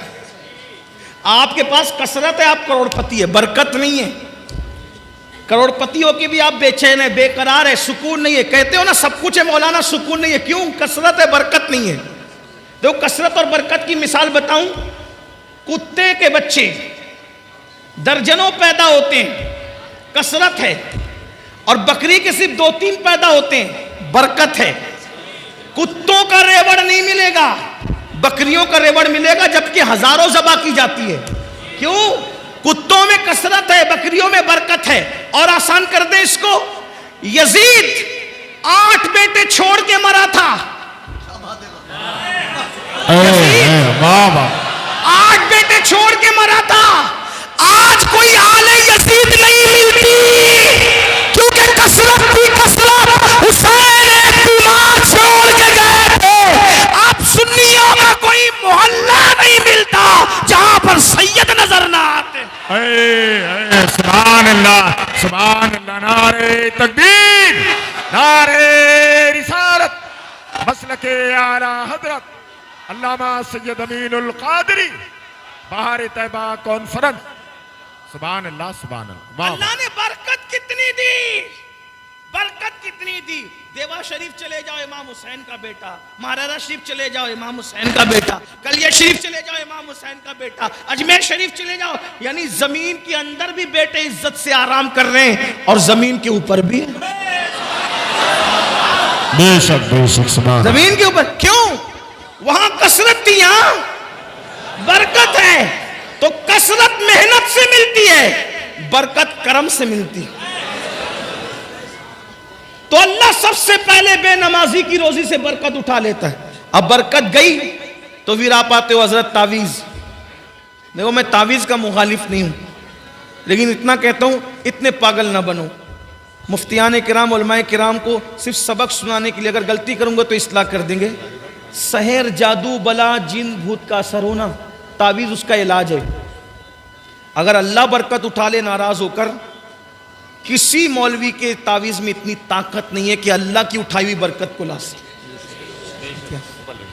یہ بات یاد رکھنا. اگر کوئی یہ دعویٰ کرتا ہے کہ میں لا دوں گا, ہمارے حضور مفتی اعظم, ہمارے دادا مرشد تعویذ دینے سے پہلے ہاتھ کی طرف اشارہ کر کے کہتے تھے بیٹا نماز پڑھے گا تو تعویذ اثر کرے گا, ورنہ تعویذ اثر نہیں کرے گا. اقبال نے اسی کا رونا رویا تھا. آج کل کچھ لوگ یہ دعویٰ کرتے ہیں جا بیٹا ہم ہیں,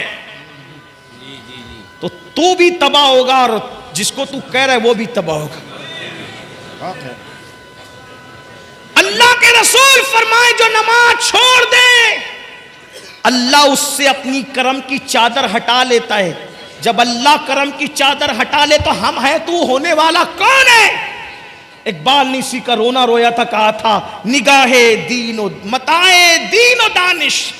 اقبال بڑا مفکر تھا، بڑا رونا رویا اس نے اپنی قوم پہ، کہا متاع دین و دانش لٹ گئی اللہ والوں کی، متاع دین و دانش لٹ گئی اللہ والوں کی. یہ کس کافر ادا کا غمزہ خوریز ہے ساقی، یہ کس کافر ادا نے اپنی مستیاں بکھیری ہیں کہ اللہ والوں کی متاع لٹ گئی. لیکن پھر وہ نا امیدی کا شاعر نہیں تھا، مایوسیوں کا شاعر نہیں تھا، وہ امیدوں کا پیام دینے والا تھا. لیکن جب یہ رونا رویا تو ساتھ میں امید بھی کی کہنے لگے نہیں اقبال مایوس اپنی کشت ویرا سے ذرا نم ہو تو یہ مٹی بڑی زرخیز ہے ساقی. ہم مایوس نہیں ہیں، انشاءاللہ یہ جلسے انقلاب لائیں گے. مسلمانوں اگر نماز نہیں پڑھو گے، اللہ کے سچے نبی نے فرمایا اللہ تمہاری روزیوں سے برکت اٹھا لے گا. اور اللہ برکت اٹھا لے، کسی میں طاقت نہیں، کتنا ہی بڑا بابا ہو، کتنا ہی بڑا پیر ہو، کتنا ہی بڑا عالم ہو، کوئی بلکہ سچا عالم ہوگا تو بولے گا بھیا نماز نہیں پڑھتا تو میں تجھے تعویذ نہیں دیتا. یہ بات ہے.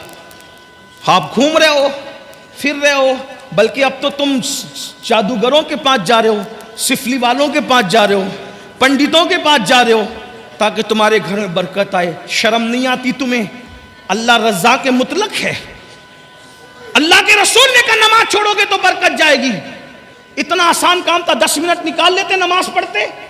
نماز پڑھ کے دیکھو برکت نہ آئے تو پھر کہنا. لیکن یہ بھی کہتا ہوں برکت کے لیے نماز نہیں پڑھنا، اللہ کو راضی کرنے کے لیے پڑھو.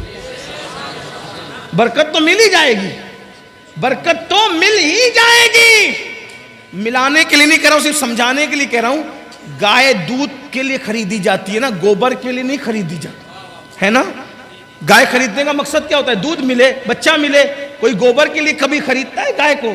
گوبر تو یوں ہی مل جاتا ہے نا منافع میں، بلا تمثیل بلا تمثیل. ملانے کو نہیں، صرف سمجھانے کے لیے کہا. اس مثال کو بھول جائیے، لیکن سوچئے نماز برکت کے لیے نہیں پڑھی جاتی، نماز بیٹی کے رشتے کے لیے نہیں پڑھی جاتی، نماز کسی سے مفاد اٹھانے کے لیے نہیں پڑھی جاتی. نماز تو اس لیے پڑھی جاتی اللہ راضی ہو جائے. جب اللہ مل گیا تو کیا نہ ملے گا؟ اللہ مل گیا کیا نہ ملے گا؟ ہر نعمت ملے گی، ہر نعمت ملے گی. تو نماز پڑھنے سے برکت ہوتی ہے. نہیں پڑھو گے برکت جائے گی. نمبر 2، جو نماز چھوڑ دے، دوسری مصیبت، اللہ اس کی عمر سے برکت اٹھا لیتا. زیادہ دن جینے کا شوق سب کو ہے، لیکن آقا فرما رہے جو نماز چھوڑے گا برکت گئی، عمر کی برکت.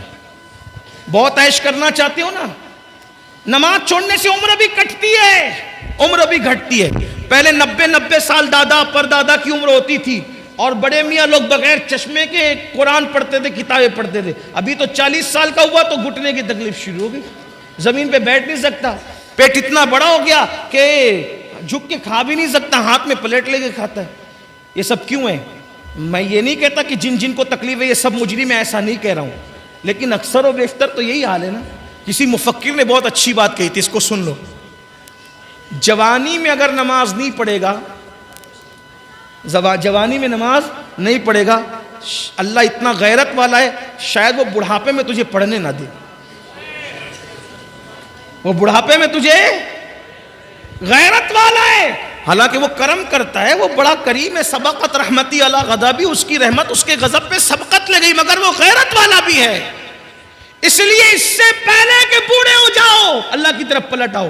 اور ایک بات کہوں، اگر تمہارے دماغ میں یہ خبط ہے نا میرے بھائیوں، مولانا بڈھے ہوں گے جب مسجد کا کونا سنبھال لیں گے، تو میں کہتا ہوں جس کے گودے سوکھ جائیں نا، جس کی ہڈیاں سوکھ جائیں نا، جو بڈھا ہو جائے، تو بڈھا بیل اللہ قربانی کے لیے بھی قبول نہیں کرتا. تو بڈھا بندہ اللہ اپنے لیے قبول کرے گا. میں بوڑھوں کی بے عزتی نہیں کر رہا ہوں.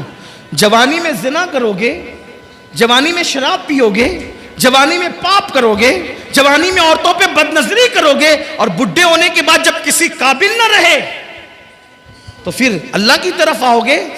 یہ تو اس کا کرم ہے، وہ توفیق دے، لیکن اس کی غیرت بھی تو ہے نا. کبھی سوچا اسلام میں کیا بڈھے بیل کی قربانی جائز ہے؟ پوچھو نا علماء سے. جو نہ چل سکتا ہو، نہ دیکھ سکتا ہو، جس کی دم کٹی ہوئی ہو، جو وہ مقتل گاہ تک چلنے کے قابل نہ ہو. پوچھو علماء سے کہ قربانی ہر سال بیان ہوتا ہے نا قربانی کا مسئلہ, تو جو اللہ ذبح ہونے کے لیے بڈھا بیل قبول نہ کرے وہ عبادت کے لیے بڈھے کو, لیکن ہاں اگر جوانی میں عبادت کی ہے اور بڑھاپا آ گیا, کمزور ہو گئے, تو پتہ ہے کیا ہوتا ہے؟ اللہ فرماتا ہے میرے فرشتوں, جوانی میں نفل بھی پڑھتا تھا, سنتیں بھی پڑھتا تھا, زائد پڑھتا تھا, اب بڑھاپے کی وجہ سے نفلیں نہیں پڑھ پاتا, میں نے بڑھاپا کمزوری دی ہے, اس لیے نہیں پڑھتا ہے, پھر بھی اس کو اتنا ہی ثواب دیا جائے جتنی یہ جوانی میں عبادت کرتا تھا. سبحان اللہ سبحان اللہ. اور جس کو اسلام میں بڑھاپا آ جائے, جس کو اسلام میں بڑھاپا آ جائے, اللہ کے رسول فرماتے ہیں اللہ اس کی دعا کو رد کرنے میں حیا فرماتا ہے. اور جو بوڑھا ہو جائے اسلام میں, اللہ فرشتوں سے کہتا ہے یہ جوانی میں عبادت کرتے کرتے بڈھا ہو گیا, اب بوڑھا ہو گیا ہے نا, اگر اس سے گناہ ہو جائے تو اس کے گناہ نہ لکھا کرو. کیوں؟ جو جوانی میں نہیں کیا اس نے بڑھاپے میں کیا کرنا ہے. تو اللہ کے بندو, تو عمر گھٹتی ہے نماز چھوڑنے سے. نمبر 3 کیا؟ 3 نشانیاں, 3 مصیبتیں کون سی؟ دنیا کی روزی سے برکت جاتی ہے, عمر سے برکت جاتی ہے. نمبر 3 اللہ اس کے چہرے سے صالحین کا نور اٹھا لیتا ہے, نیکوں کا نور اٹھا. دیکھو اکثر علماء کو میں نے دیکھا ہے جیسے جیسے عمر بڑھے گی بڑھاپا آئے گا ان کے چہرے شگفتہ پھول کی طرح کھلتے ہیں, ہے نا.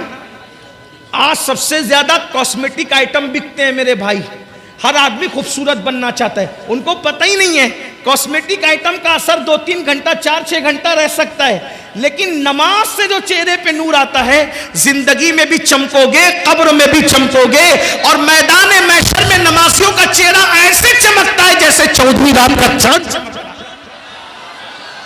نماز قبر میں نور ہوگی, اس لیے اگر خوبصورت بننا ہے نماز پڑھو, انشاءاللہ چہرے چمکیں گے. میری قوم کی بچیاں بیٹیاں بھی یہاں موجود ہوگی, بہت کوشش کرتی ہے, بہت کوشش کرتی ہے میں خوبصورت لگوں, میں اچھی لگوں, اچھے رشتے آئیں گے, یہ ہوگا وہ ہوگا. میں نے کہا میری بہن چہرے پر کاسمیٹک آئٹم بننے کی بجائے, حالانکہ مفتیان کرام کہتے ہیں ایسے آئٹمز کاسمیٹک آئٹمز جس میں ناجائز اور حرام کی اشیاء, ناجائز اور حرام اشیاء نہ ملی ہو تو اس کے استعمال میں کوئی حرج نہیں ہے, چاہے وہ فیس واش ہو, صابن ہو, کریم ہو, اگر اس کے اندر ناجائز و حرام چیزیں نہیں ملی تو استعمال کر سکتے ہیں, میں اس کو منع نہیں کر رہا ہوں. لیکن اگر ہمیشہ کے لیے چہرہ چمکانا ہے تو نماز سے چمکے گا, وضو سے چمکے گا, اور اللہ اکبر, اور اگر نہیں کرو گے نور نکلے گا.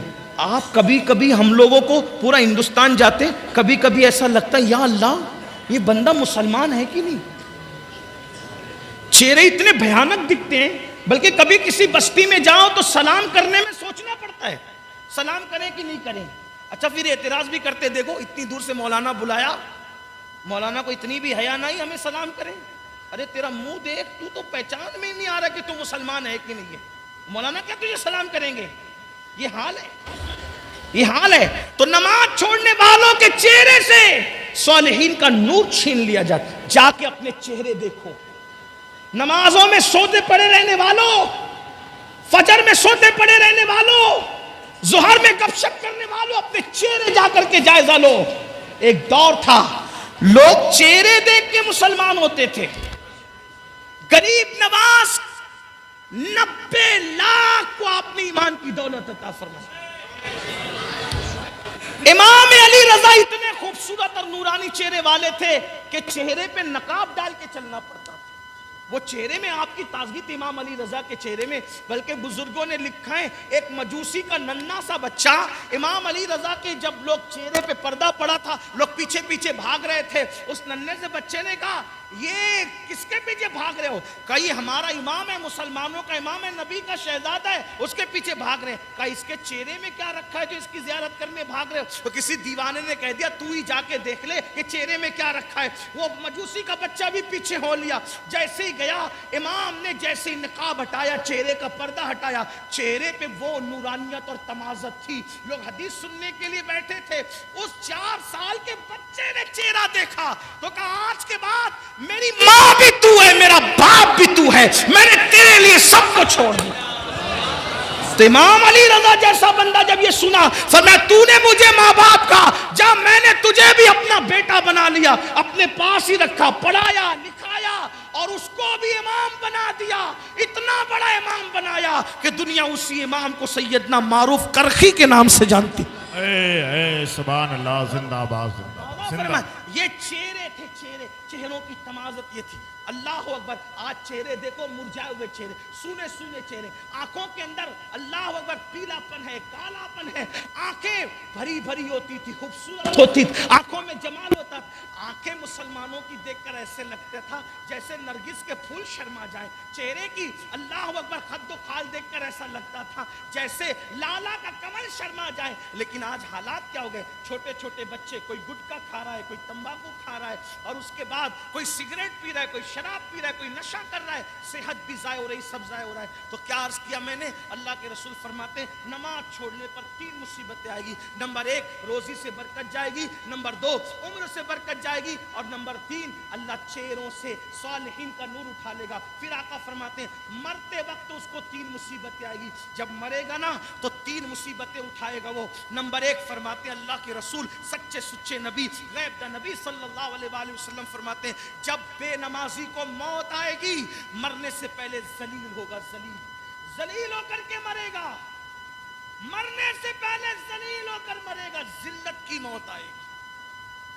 توبہ کرو اللہ کے بندو، موت سے پہلے اس پر ذلت مسلط کی جائے گی جو بے نمازی۔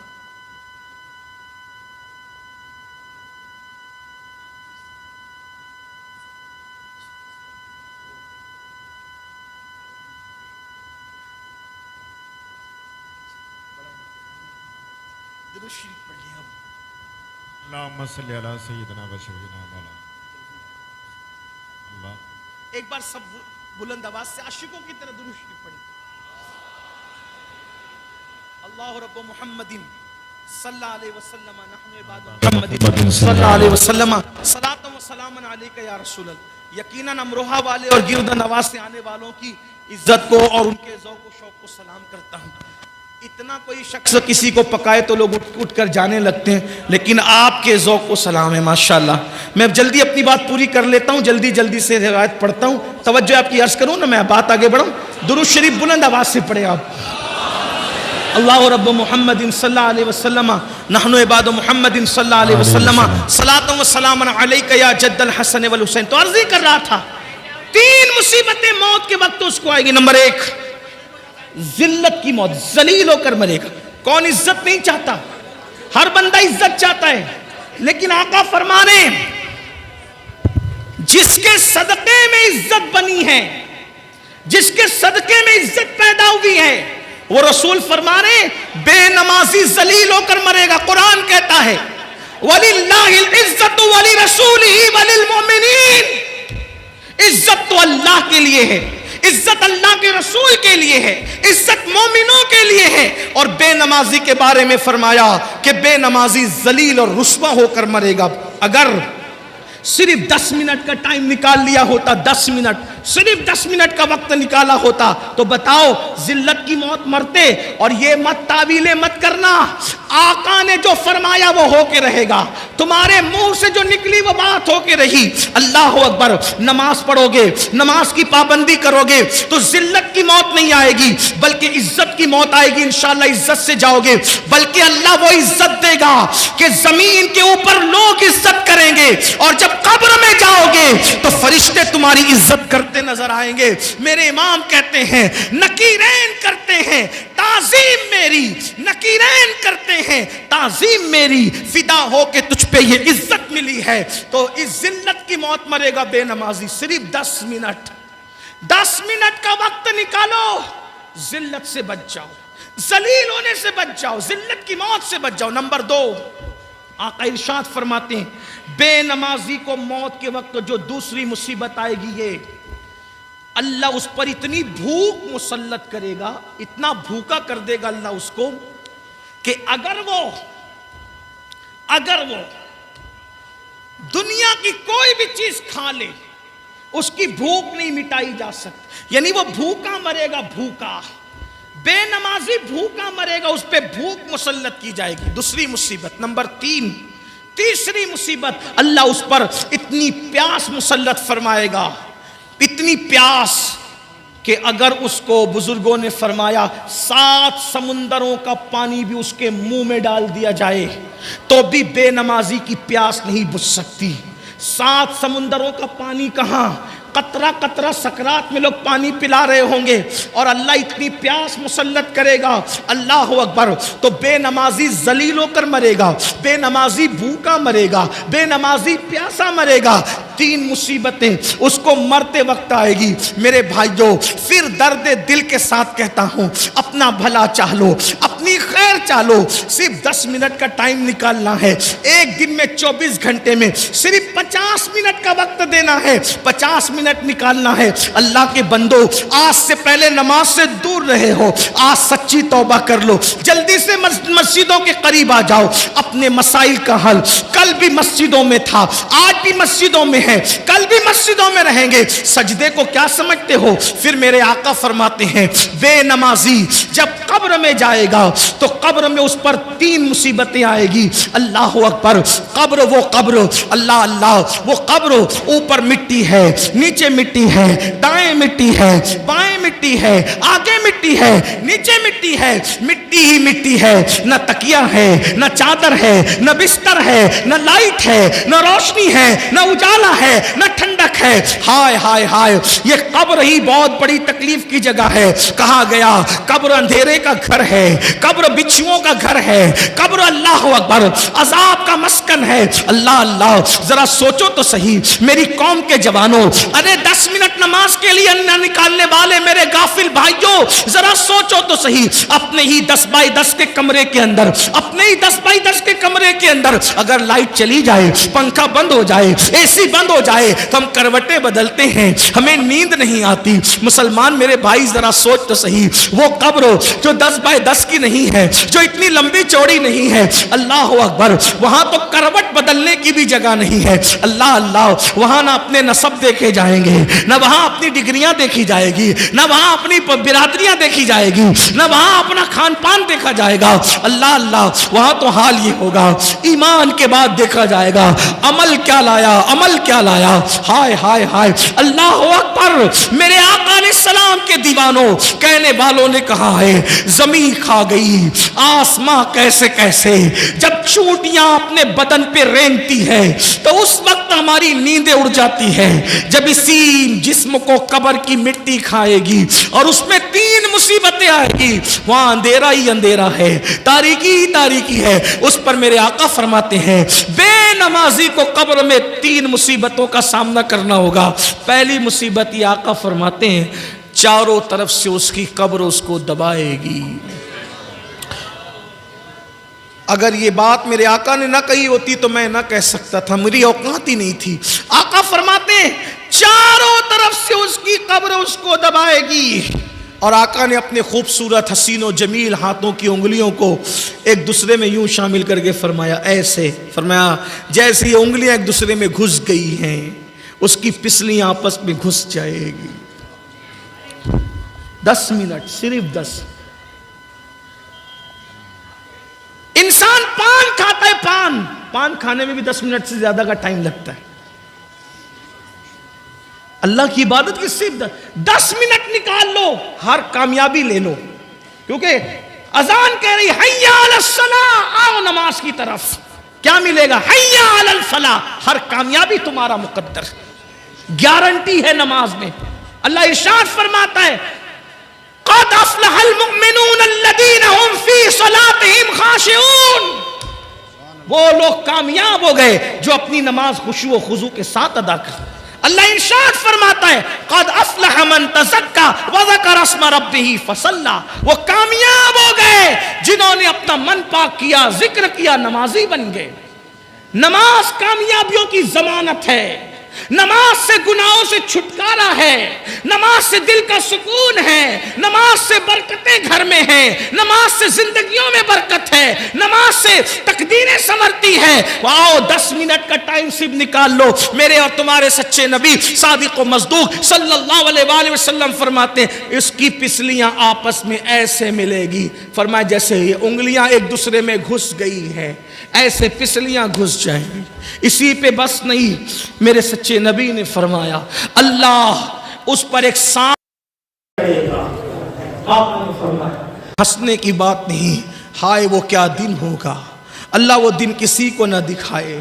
آقا فرماتے ہیں ایک سانپ اللہ اس پہ مسلط کرے گا، حدیث میں اس سانپ کا نام بھی آیا، فرمایا اس کا نام ہوگا شجاع الاقرع، شجاع الاقرع اس کا نام ہوگا، اور وہ گنجا سانپ ہے، اس کی آنکھوں سے آگ کے شعلے نکلتے ہیں، اور اس کے پنجے اور جو ناخن ہے وہ لوہے کے ہیں۔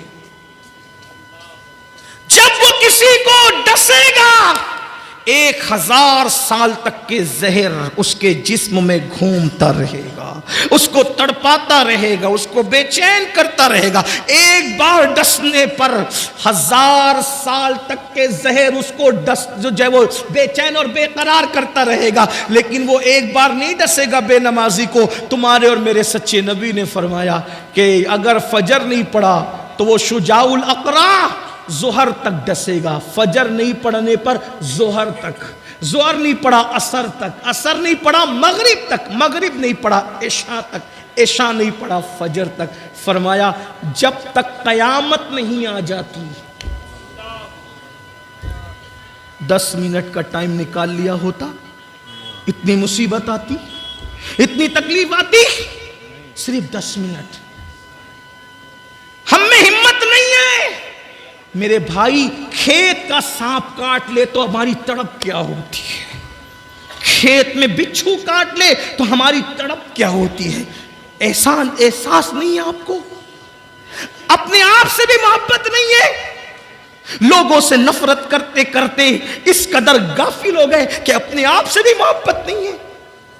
کیوں نہیں نکال رہے ہو 10 منٹ کا ٹائم؟ کب تک غافل رہو گے؟ کب تک اللہ سے دور رہو گے؟ کب تک اللہ سے غافل رہ کے زندگی گزارو گے؟ کب تک مصیبتیں مول لو گے؟ کب تک اللہ کے غضب کو چیلنج کرو گے؟ کب تک اللہ کے عذاب کو چیلنج کرو گے؟ سن لو، ہمارے اندر طاقت، اور محلے کا کارپوریٹر اپنا مخالف ہو جائے اس سے اپنے مقابلے کی اوقات نہیں ہے۔ وہ شجاع الاقرع جو اللہ مسلط کرے گا قیامت تک ڈسنے کے لیے، قیامت تک۔ میرے بھائی یہاں تو لوگ مغفرت کی دعا کرنے والے بھی نہیں اپنے لیے۔ وہ اولاد جو جیتے جی ماں باپ کو بھول جائے، مرنے کے بعد ہمیں کون یاد کرے گا؟ ارے اعمال اچھے ہیں تو قبر میں سکون کی نیند سو گے، ورنہ وہاں کی مصیبت تو کون بچائے گا؟ کون بچانے آئے گا؟ کوئی نہیں بچائے گا۔ اور جو بچانے والی ذات ہے ان کی آنکھوں کی ٹھنڈک ادا نہیں کرتے۔ تو اللہ کے رسول علیہ السلام فرماتے بے نمازی کو قبر میں 3 مصیبتیں ہیں۔ نمبر 1، اس کو قبر دبائے گی، اس کی پسلیاں آپس میں مل جائے گی۔ نمبر 2، اس پر اللہ سانپ مسلط کرے گا جس کا نام شجاع الاقرع ہے، اور وہ قیامت تک اس کو ڈستا رہے گا۔ نمبر 3، اس کی قبر آگ سے بھر دی جائے گی، اس کی قبر آگ سے بھر دی جائے گی، اور آگ انگارے بھڑک رہے ہوں گے۔ بتاؤ تو صحیح، اگر گرمی کا مئی کا موسم آتا ہے تو ہم گرمی برداشت نہیں کرتے، اگر ڈامر کی سڑک ہو اس کے اوپر ننگے پیر ہم نہیں چل پاتے۔ یہ قبر 2 گز زمین جو جہنم کی آگ سے بھر دی جائے گی، کیا بنے گا؟ صرف 10 منٹ، 10 منٹ نکال لو۔ اور آخری 3 باتیں میدان محشر کی اللہ کے رسول علیہ السلام فرماتے 3 مصیبتیں اس کو میدان محشر میں آئے گی۔ کتنی مصیبتیں؟ 9 مصیبتیں اس کو یاد کر لیں۔ نمبر 1، دنیا کی 3 مصیبتیں، روزی سے برکت جائے گی، عمر سے برکت جائے گی، چہرے کا نور جائے گا۔ مرتے وقت کی 3 مصیبتیں، ذلیل ہو کے مرے گا، بھوکا مرے گا، پیاسا مرے گا۔ قبر کی 3 مصیبتیں، اس کو دبائے گی، اس کی جائے گی، شجاع الاقرع اس پہ مسلط کیا جائے گا، اور قیامت تک وہ ڈسے گا، اور مصیبت کی شکل میں دیا جائے گا۔ اب میدان محشر کی 3 مصیبت۔ نمبر 1، اللہ کے رسول علیہ السلام فرماتے ہیں جب وہ میدان محشر میں اٹھے گا، اللہ اس ناراض ہوگا، اللہ اس سے۔ میں کہتا ہوں اس سے بڑی کوئی مصیبت نہیں۔ آخرت کا کوئی بھی عذاب اللہ کی ناراضگی سے بڑا نہیں ہے. اللہ کی ناراضگی سب سے بڑا عذاب ہے. آقا ارشاد فرماتے ہیں اللہ اس سے ناراض ہوگا, اس کی طرف نظر رحمت نہیں فرمائے گا, اس سے بات نہیں کرے گا اللہ پاک. اللہ کے بندو ذرا سوچو, کسی کے گھر آپ شادی میں گئے اور اس نے آپ سے بات ہی نہ کی, آپ کو رسپیکٹ ہی نہیں دیا, تو آپ کا دل کیا بولے گا؟ کسی کے گھر سے گئے, اس سے مصافحہ ہی نہیں کیا, اس نے آپ کو عزت سے پانی کو بھی نہیں پوچھا, کیا بولے گا آپ کا دل؟ اللہ اکبر. بلا تمثیل, بلا تمثیل میدان محشر میں سب کچھ تو اللہ کی مرضی پہ ہوگا. اللہ اکبر. انبیاء, اولیاء, صحابہ, مومنین سب لوگ اللہ رب العزت کی طرف رحمت کے حوالے سے جو ہے وہ ملتجی ہوں گے, التجا کر رہے ہوں گے. میرے آقا صلی اللہ علیہ وآلہ وسلم کے پیارے دیوانوں, ذرا سوچو تو صحیح, نماز چھوڑنے کا وبال کیا ہے, نماز چھوڑنے کا نقصان کیا ہے. میرے اور تمہارے آقا صلی اللہ علیہ وسلم کیا ہوگا؟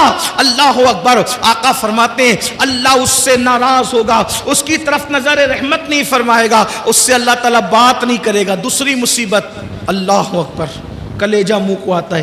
سرکار فرماتے ہیں اللہ اس سے سختی سے حساب لے گا. اللہ. پوچھو علماء سے, اگر اللہ نرمی سے بھی حساب لے, ہم حساب نہیں دے سکتے.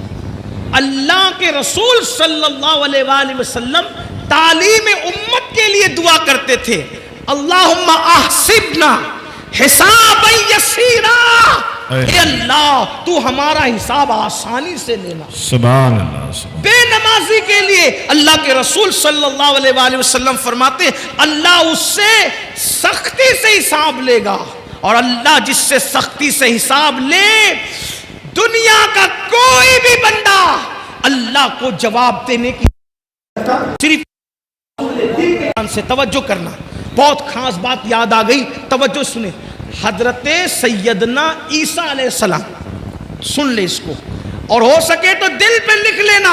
اگر آپ سمجھتے نا اللہ حساب لے گا ہم جواب دیں گے, اللہ اکبر. حضرت عیسیٰ علیہ السلام سے اللہ قیامت کے دن ایک سوال کرے گا, ایک سوال, اور وہ بھی حساب لینے کے لیے نہیں. عیسیٰ علیہ السلام پر عیسائیوں نے جو الزام لگایا تھا, اس الزام کو ختم کرنے کے لیے اور عیسائیوں کو رسوا اور ذلیل کرنے کے لیے اللہ ایک سوال کرے گا عیسیٰ علیہ السلام سے, اے عیسیٰ کیا تم نے یہ کہا تھا اپنی قوم کو کہ تمہاری ماں کو اور تمہیں خدا بنا لے, تمہارے باپ تم اور تمہاری ماں خدا بن جائے؟ آپ نے یہ سکھایا تھا قوم کو. عیسائیوں کو ذلیل و رسوا کرنے کے لیے اور لگے ہوئے الزام کو ختم کرنے کے لیے اللہ ایک سوال کرے گا. حدیث پاک میں آتا, اللہ کے رسول فرماتے, حدیث پاک کا مفہوم ہے جیسے ہی اللہ حضرت عیسیٰ علیہ السلام سے یہ سوال کرے گا, عیسیٰ علیہ السلام پر اللہ کا خوف اتنا غالب آئے گا کہ آپ کے ہر روحے سے, ہر بال سے خون کی پھواریں نکلے گی, خون کی پھواریں. الزام کو ختم کرنے کے لیے سوال کیا تو اللہ کے معصوم پیغمبر کے بال سے خون کی پھواریں نکلی. مسلمانوں سوچو, اللہ کے رسول فرما رہے ہیں کہ جب بے نمازی میدان محشر میں آئے گا تو کیا ہوگا؟ اللہ اکبر. اللہ اس سے سختی سے حساب لے گا. اللہ نرمی سے لے تو بھی ہم حساب نہیں دے سکتے, سختی سے لے گا تو کیا جواب دیں گے؟ کہاں سے لائیں گے وہ طاقت اپنے منہ میں کہ زنا کے بارے میں اللہ کو بتائیں گے, اللہ اکبر, چوریوں کے بارے میں اللہ کو بتائیں گے, غیبتوں کے بارے میں اللہ کو بتائیں گے, عورتوں پہ پاپ کی نظریں کرتے تھے یہ اللہ کو بتائیں گے, جوا کھیلتے تھے اللہ کو یہ بتائیں گے, سٹے کے دھندے کرتے تھے اللہ کو یہ بتائیں گے. اللہ اکبر. اللہ کوئی اپنی ماں پہ ظلم کرتا تھا اللہ کو یہ بتائیں گے, زکاتیں ہڑپ کر جاتے تھے اللہ کو یہ بتائیں گے. اللہ اکبر. اپنی تنہائیوں میں زنا کی گندی فلمیں دیکھتے تھے اللہ کو یہ بتائیں گے. کیا جواب دو کہ اللہ کے بندو اللہ کی بارگاہ میں؟ آقا فرماتے نماز چھوڑنے کی سزا یہ ہے کہ اللہ تم سے سختی سے حساب لے گا. کاش صرف 10 منٹ کا ٹائم نکال لیا ہوتا, 10 منٹ کا وقت نکال لیا ہوتا, کتنی بڑی بڑی مصیبتوں سے بچ جاتے, کتنی بڑی بڑی تکلیفوں سے بچ جاتے. اور اس کے بعد آقا فرماتے ہیں تیسری مصیبت میدان محشر میں یہ, اور یہاں 12 کا عدد پورا ہو جاتا ہے, 12 کا عدد مکمل ہوتا ہے. آقا ارشاد فرماتے ہیں بے نمازی کو اللہ جہنم میں داخل فرمائے. اللہ بے نمازی کا ٹھکانہ جہنم ہوگا. اور جہنم کیا ہے؟ اللہ اکبر. اللہ کے رسول صلی اللہ علیہ وآلہ وسلم ارشاد فرماتے ہیں جہنم کے اندر اتنا شدید اور سخت ترین عذاب ہے نہ کسی آنکھ نے دیکھا نہ کسی کان نے سنا. آقا ارشاد فرماتے ہیں جہنم کا جو عذاب میں جانتا ہوں. آقا ارشاد فرماتے ہیں جہنم کا جو عذاب میں جانتا ہوں اگر وہ تم کو پتا چل جائے تو تم ایسے پگھلنے لگو جیسے پانی کے اندر نمک پگھلنے لگتا ہے. آقا فرماتے ہیں اللہ کا عذاب جو میں جانتا ہوں اگر تم جانو تو تم اپنی بیویوں کے قریب نہ جاؤ, تم نکاح کرنا چھوڑ دو, تم اچھے کھانا کھانا چھوڑ دو, تم اچھے کپڑے پہننا چھوڑ دو اور جنگلوں میں پاگلوں کی طرح بھٹکنے لگو. اللہ اکبر. وہ عذاب ہے. صرف جہنم کے عذاب کے بارے میں آقا نے فرمایا نا بے نمازی پر تیسری مصیبت یہ ہوگی میدان محشر میں اللہ اس کو جہنم میں ڈالے گا. سوچو آقا فرماتے ہیں بخاری شریف کی حدیث کا مفہوم ہے کہ بے اللہ قیام اللہ پاک جہنم میں اللہ جہنم میں سب سے ہلکا عذاب اللہ جہنم میں سب سے ہلکا عذاب جس جہنمی کو دے گا وہ یہ کہ اس کے پیر کے اندر آگ کی جوتی پہنائی جائے. اللہ اکبر.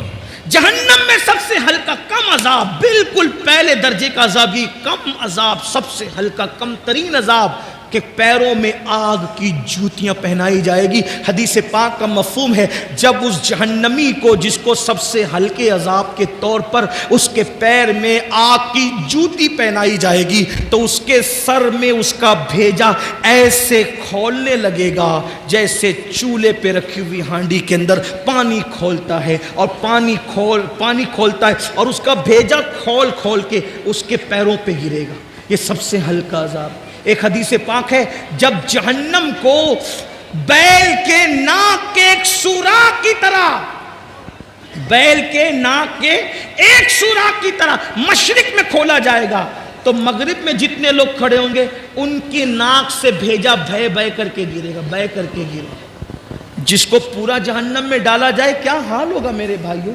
صرف 10 منٹ, صرف 10 منٹ. 10 منٹ کیا ہوتا؟ اگر مجھے یقین ہوتا نا کہ میں ایک ایک کے پیر پکڑوں گا تو وہ نمازی بن جائیں گے, میں کوئی مبالغہ نہیں کرتا, میں تمہارے پیر پکڑ کے کہتا نمازی بن جاؤ. کیونکہ دنیا اور آخرت کی ساری مصیبتیں نماز چھوڑنے کی وجہ سے, گناہ پر دلیری نماز چھوڑنے کی وجہ سے. مسجدوں کو آباد کرو, بچے بچے کو نمازی بنا دو, گھر میں نماز کا ماحول بناؤ. سالن میں نمک زیادہ ہونے پہ بیوی کو مارا ہے, کبھی نماز کے لیے ناراض بھی ہوئے بیوی سے. بچہ اسکول نہیں گیا تو اس کو مارتے ہو, بچہ نماز نہیں گیا تو کبھی اس کو مارا ہے؟ نماز کو اہمیت دو. اور اگر سن لو نماز نہیں پڑھو گے تو پھر سن لو سیدنا فاروق اعظم کو جب زخمی کیا گیا شہید کرنے کے لیے, پورے بدن سے خون رس رہا تھا, آپ نماز کی تیاری کر رہے تھے, لوگوں نے کہا امیر المومنین پورے بدن سے خون رس رہا ہے اور آپ ابھی بھی نماز کی تیاری کر رہے ہیں. تو فاروق اعظم نے فرمایا لوگوں میں نے اللہ کے رسول سے یہ فرماتے ہوئے سنا کہ جس کی نماز نہیں اس کا دین نہیں. سبحان اللہ سبحان اللہ. اللہ کے رسول علیہ السلام فاروق اعظم بیان کریں جس کی نماز نہیں اس کا دین نہیں. جس نے نماز چھوڑ دی اس کا دین میں کوئی حصہ نہیں. جس نے نماز چھوڑ دی اللہ نیکوں کی دعا سے اس کا حصہ ختم فرما دیتا ہے. سوچو کتنا بڑا نقصان ہے. صرف 10 منٹ کا وقت نہ نکالنے پر کب تک غفلت کرو گے, کب تک رنگریلیاں کرو گے, کب تک دنیا کی رنگریلیوں میں رہو گے, کب تک دنیا کی موج مستیوں میں رہو گے. آخر موت ہے موت. ایک دن روح کا رشتہ جسم سے ٹوٹ جائے گا, ایک دن روح کا رشتہ جسم سے ختم ہو جائے گا اور یہ وجود بے جان ہو کر ایک دن قبر میں اکیلا پڑا رہے گا. مگر یاد رکھنا میرے بھائیوں کوئی کام نہیں آئے گا, نہ ماں نہ باپ نہ بیوی نہ بچے. عمل کرو عمل. اللہ کے رسول علیہ السلام نے اپنے خاندان کے لوگوں سے کہا تھا اے بنو ہاشم عمل کرنا عمل, اس لیے کہ جس کو نسب نے پیچھے کر دیا, اس جس کو عمل نے پیچھے کر دیا اس کو نسب آگے نہیں کر سکتا. آقا نے آگے نہیں کر سکتا. ایسا نہ ہو کہ لوگ عمل لائیں اور تم صرف نسب لے کر آؤ. اللہ اللہ. بنو ہاشم نے پھر حضور کی بات پر اتنا عمل کیا کہ ہر دور میں سب سے زیادہ اگر بعمل کوئی دیکھا گیا تو نبی کا گھرانہ دیکھا گیا. سیدہ فاطمہ الزہرا کو دیکھو, سیدہ فاطمہ الزہرا کو دیکھو, نبی کی سگی شہزادی ہے. لوگ سوتے ہیں, فاطمہ الزہرا ایک ایک سجدے میں پوری رات گزار دیتی ہے. پھر اس کے بعد آپ دیکھو اما عائشہ صدیقہ رسول اللہ کی پیاری زوجہ ہے. اللہ اللہ, جب راتوں کو عبادت کے لیے کھڑی ہوتی تو جہنم کے عذاب کو یاد کر کے اتنا روتی کہ صبح کو آپ کا دوپٹہ ایسے نچوڑا جاتا جیسے دھو کر پانی نچوڑتے ہیں, ویسے اما عائشہ کے آنسو نچوڑے جاتے. اتنا روتی تھی رسول اللہ کی پیاری زوجہ. اس کے بعد امام حسین کو دیکھ لیں, مولا علی کو دیکھ لیں, غوث پاک کو دیکھیں. پھر 40 سال تک عشاء کے وضو سے فجر پڑھنے والی ذات نبی کے خاندان میں ملے گی. سرکار غوث اعظم 40 سال تک معمول رہا عشاء کے وضو سے اپنے فجر کی نماز پڑھی, پوری رات عبادت کرتی. سرکار غریب نواز 97 سال کی عمر پائی. اول کے 27 سال دن کو بھی کبھی سو لیتے تھے, کبھی رات کو بھی سو لیتے تھے. آخری کے 70 سال نہ دن کو سوئے نہ رات کو سوئے. بابا قطب کہتے ہیں ہم نے غریب نواز کو کبھی سوتے نہیں دیکھا, ہمیشہ عبادت میں دیکھا. یہ وہ لوگ ہیں جن پر مسلمان ناز کرتے, جن پر اہل اسلام ناز کرتے ہیں. ان کی عبادتیں یہ اور اپنے اعمال دیکھو.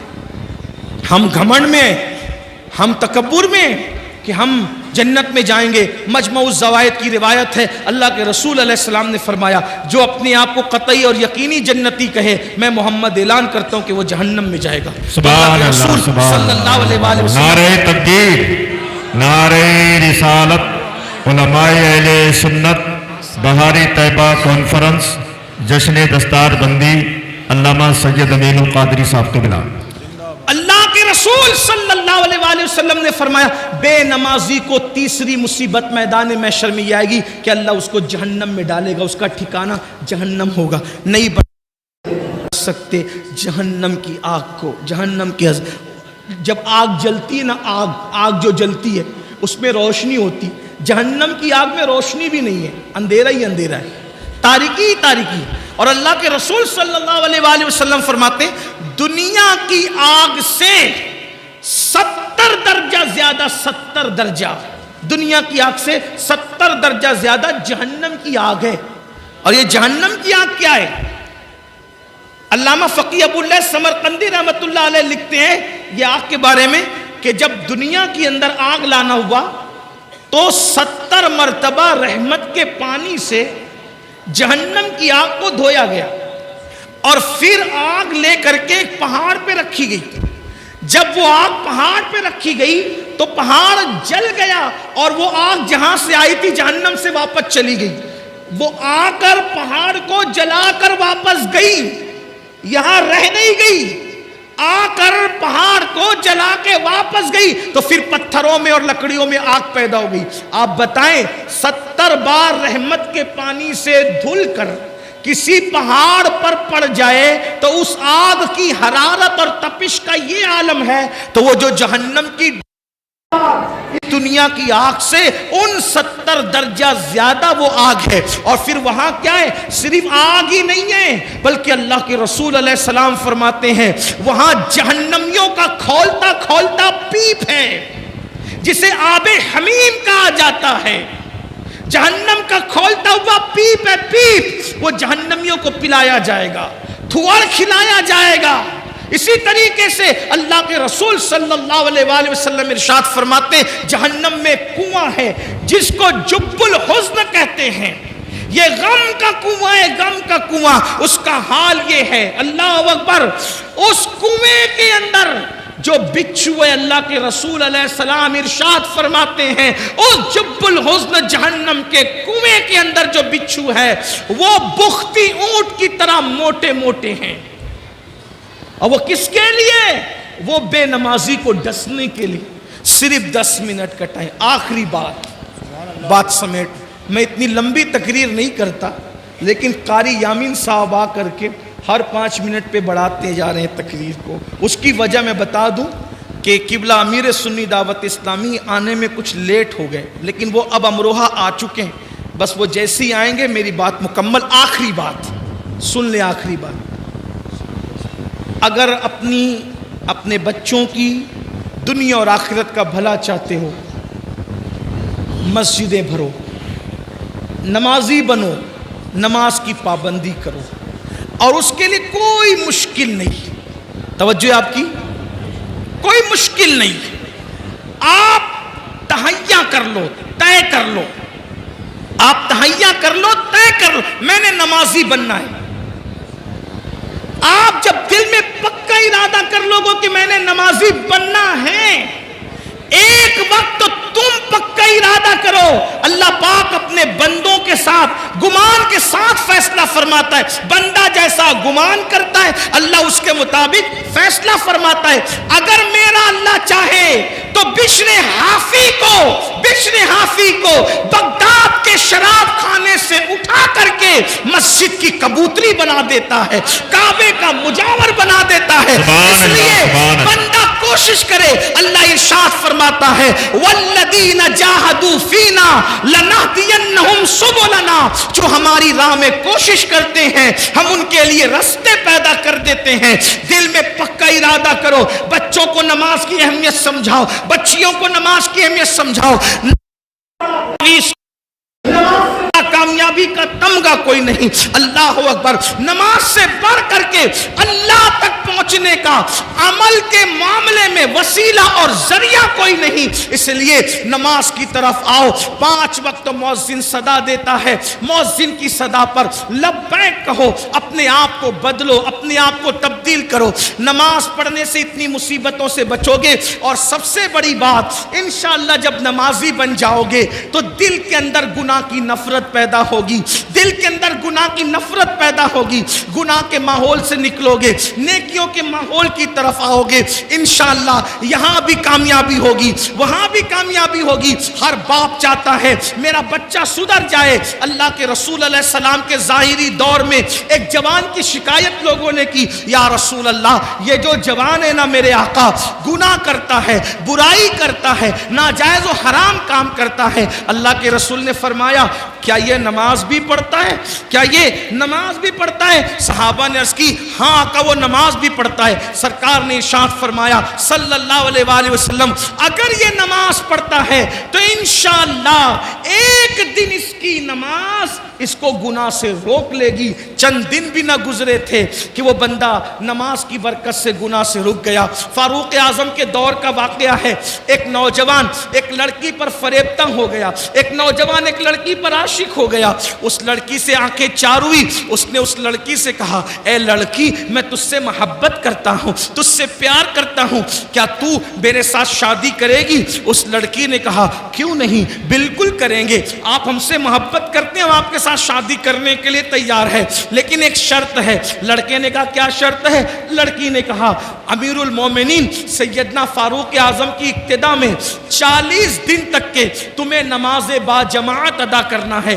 اگر تم 40 دن تک با جماعت نماز پڑھو گے تو انشاءاللہ ہم شادی کے بارے میں سوچیں گے. کیا ہوا, ایک دن 2 دن مرتا کیا نہ کرتا, نماز پڑھنے کے لیے مسجد نبوی جا رہا ہے, فاروق اعظم کے پیچھے نماز پڑھ رہا ہے. 1 ہفتہ 2 ہفتہ 3 ہفتہ گزرے. جب 40 دن قریب گزرنے لگے تو لڑکی نے اپنی کنیز سے کہا کیا حال ہے اس عاشق آوارہ کا جو ہمیں شادی کا آفر دے رہا تھا؟ اس کی کنیز نے کہا وہ تو بڑی نظریں نیچی کر کے چلنے لگا. کہا ذرا چیک تو کرو کیا ہوا. جب اس لڑکی کی کنیز اس لڑکے کے پاس گئی, کہا آپ نے تو میری مالکہ سے شادی کا آفر کیا تھا اور اس نے 40 دن تک نماز کے لیے کہا تھا, بتائیں کیا خیال ہے؟ تو اس نوجوان نے کہا اب ہم شادی کے بارے میں سوچتے ہی نہیں ہیں, اس لیے کہ جب تک دل میں یار نہیں بسا تھا دل ادھر ادھر آوارگی کرتا تھا.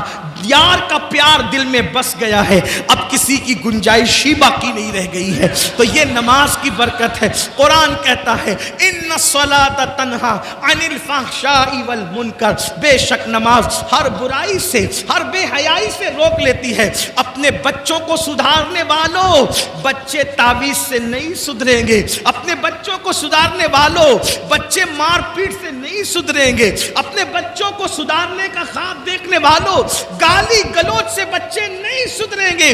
قرآن نے کتنا कितना खूबसूरत कानून दिया, नमाजी बना दो बच्चे बच्चे को, इंशाअल्लाह दिलों में नफरत पैदा होगी गुनाह की, दिलों में नफरत पैदा होगी बुराइयों की, दिलों के अंदर घिन पैदा होगी बुराइयों की, और नेकियों का जज्बा पैदा होगा, नेकियों से मोहब्बत पैदा होगी, खुद ब खुद इंसान अल्लाह के करीब होते हुए चला जाएगा।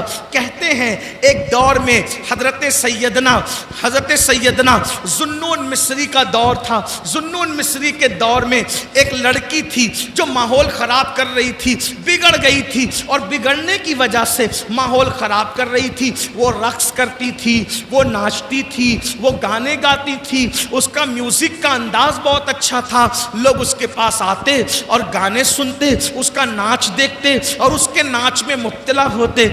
एक दिन मोहल्ले के कुछ शरीफ लोग हजरत सैयदना जुन्नून मिस्री के पास आए और आने के बाद कहने लगे, ए अल्लाह के बरगज़ीदा वली, ए अल्लाह के बंदे, एक लड़की हमारे मोहल्ले में आई है और वो इतना अच्छा डांस करती है, नाचती है, गाती है, यानी उसके म्यूजिक का, नाचने गाने का अंदाज यूनिक है, इनफिरादी है, सबसे हटकर है। दिन ब दिन लड़के उसके दामे तस्वीर में, दामे फरेब में मुब्तला हो रहे हैं। ए जुन्नून, एक काम करो, तुम्हारे ताल्लुकात बादशाह तक है, तुम्हारे ताल्लुकात बड़े बड़े ऊपर लेवल तक है, एक काम करो, उस लड़की को हमारे मिस्र से निकाल दो, हमारे इलाके से निकाल दो, हमारे मोहल्ले से निकाल दो। हजरत सैयदना जुन्नून मिस्री फरमाते हैं, लोगों ये बताओ, तुम्हें नाच बंद कराना है या लड़की को मोहल्ले से निकालना है? तो लोगों ने कहा, हमें तो नाच बंद कराना है। तो हजरत जुन्नून मिस्री ने फरमाया, तो मोहल्ले से फिर मत निकालो, क्योंकि अगर हम उसको अपने मोहल्ले से निकाल देंगे, वो किसी और मोहल्ले में जाके नाचेगी, हम अपने शहर से निकाल देंगे, किसी और शहर में जाके गंदगी फैलाएगी। यहाँ तो जुन्नून मिस्री है, वहाँ कौन जुन्नून मिस्री होगा? तो सूफिया का तरीका क्या है? सूफिया का तरीका ये है कि वो गुनाह से नफरत करते हैं, गुनहगार से नफरत नहीं करते। वो बीमारी से नफरत करते हैं, बीमार से नफरत नहीं करते। हज़रत जुन्नून मिस्री ने फरमाया, ठीक है, अगर उस लड़की का नाच बंद कराना है तुम इंशाअल्लाह मुझ पे छोड़ दे, मैं वो बंद करा दूंगा। कहते हैं हज़रत जुन्नून मिस्री ने उस लड़की के पास अपने मुरीद को, खादिम को भेजा और कहा, जाओ उस लड़की से पूछो तो सही कि वो एक रात में कितना पैसा कमा लेती है, कितने रुपये कमा लेती है।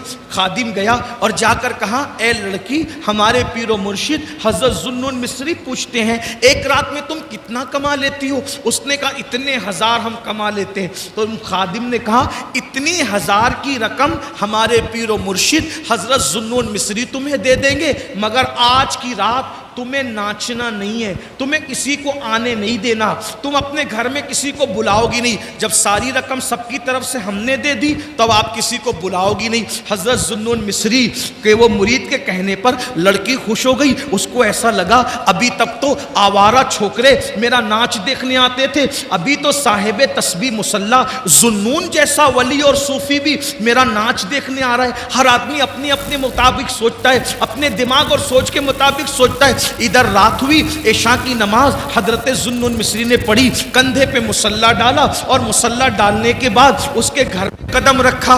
जैसे ही घर में कदम रखा, लड़की ने पहली मर्तबा हजरत जुन्नून मिस्री को देखा और उसने देखकर सोचा, सब आकर के मुझे ऐसी ललचाई हुई नजर से देखते हैं जैसे कस्साब की दुकान पर गोश्त के लोथड़े को लोग ललचाई हुई नजर से देखते हैं, ऐसे सब। लेकिन आज जुन्नून आकर नजरें झुकाते, सलाम करते। मैंने पूछा, उस लड़की ने पूछा, क्या बात है जुन्नून? तो आपने फरमाया, मैंने रात भर की पूरी कीमत दे दी है, आज रात तुमको मेरे साथ गुजारना है। लड़की ने कहा, क्या मतलब? फरमाया, बेटी, आज हम रात को नमाज पढ़ेंगे। सुभान अल्लाह, सुभान। देखो हजरत जुन्नून ने इतनी आवारा लड़की को सुधारने के लिए क्या चीज का इस्तेमाल किया? नमाज। कब बेटी आज हम नमाज पढ़ेंगे रात को। उसने कहा, लोग तो मुझे ललचाई हुई नजर से देखते हैं जैसे लोग खाने की डिशों को देखते हैं, आप मुझे बेटी कहते हैं। फरमाया, बेटी, वो मुसलमान और है, मैं मुसलमान और हूं। इस्लाम में लड़की को अगर देखना ही पड़ जाए किसी मजबूरी के तहत, तो देखने का अंदाज ये होता है, बड़ी हो तो माँ के समान है, बराबर की हो तो बहन है, छोटी हो तो बेटी है। यही तीन रूप हम देते हैं बेटी को, और कुछ नहीं। नमाज पढ़े। कहा, बाबा میں نے تو کبھی نماز پڑھا ہی نہیں، میں مسلمان ہوں، میں نے کبھی نماز نہیں پڑھا، مجھے نماز پڑھنی نہیں آتی۔ ذوالنون مصری نے کہا کوئی بات نہیں، وضو کرو، میرے پیچھے کھڑی ہو جاؤ، جیسے میں کروں میری نقل کرو۔ ہائے ہائے ہائے، توجہ کریں، یہ نماز ہے، جیسے میں کروں میری نقل کرو۔ کھڑی ہو گئی، ذوالنون مصری نے قرآن پڑھا۔ قرآن کا اپنا اثر ہے، قرآن دلوں کو بدلتا ہے، قرآن انقلاب پیدا کرتا ہے، قرآن تبدیلی لاتا ہے، قرآن دلوں کے زنگ کو دور کرتا ہے، قرآن دلوں کو چمکاتا ہے، قرآن اللہ اکبر دلوں کے اندر گناہوں کی زنجیروں کو توڑ کر کے اللہ سے رشتہ جوڑ دیتا ہے۔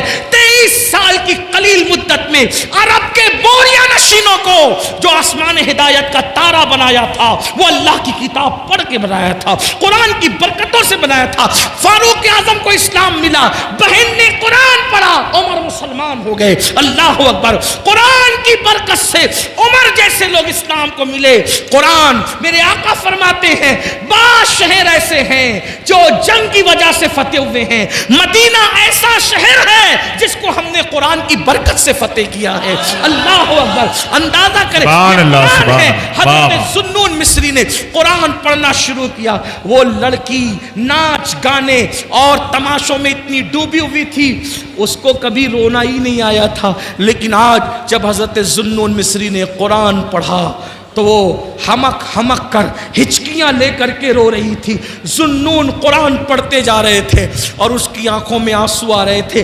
کہتے ہیں گناہوں کے دھبوں کو جو دل پہ لگ جاتے ہیں 7 سمندر کا پانی بھی دھل نہیں پاتا، مگر ندامت کے آنسو دل پہ لگنے والے دھبوں کو دھل دیا کرتے ہیں۔ موتی بنا کے شان کریمی نے چن لیے قطرے جو تھے میرے عرق انفعال کے، شرمندگی اور ندامت کے آنسو بڑے قیمتی ہوتے ہیں۔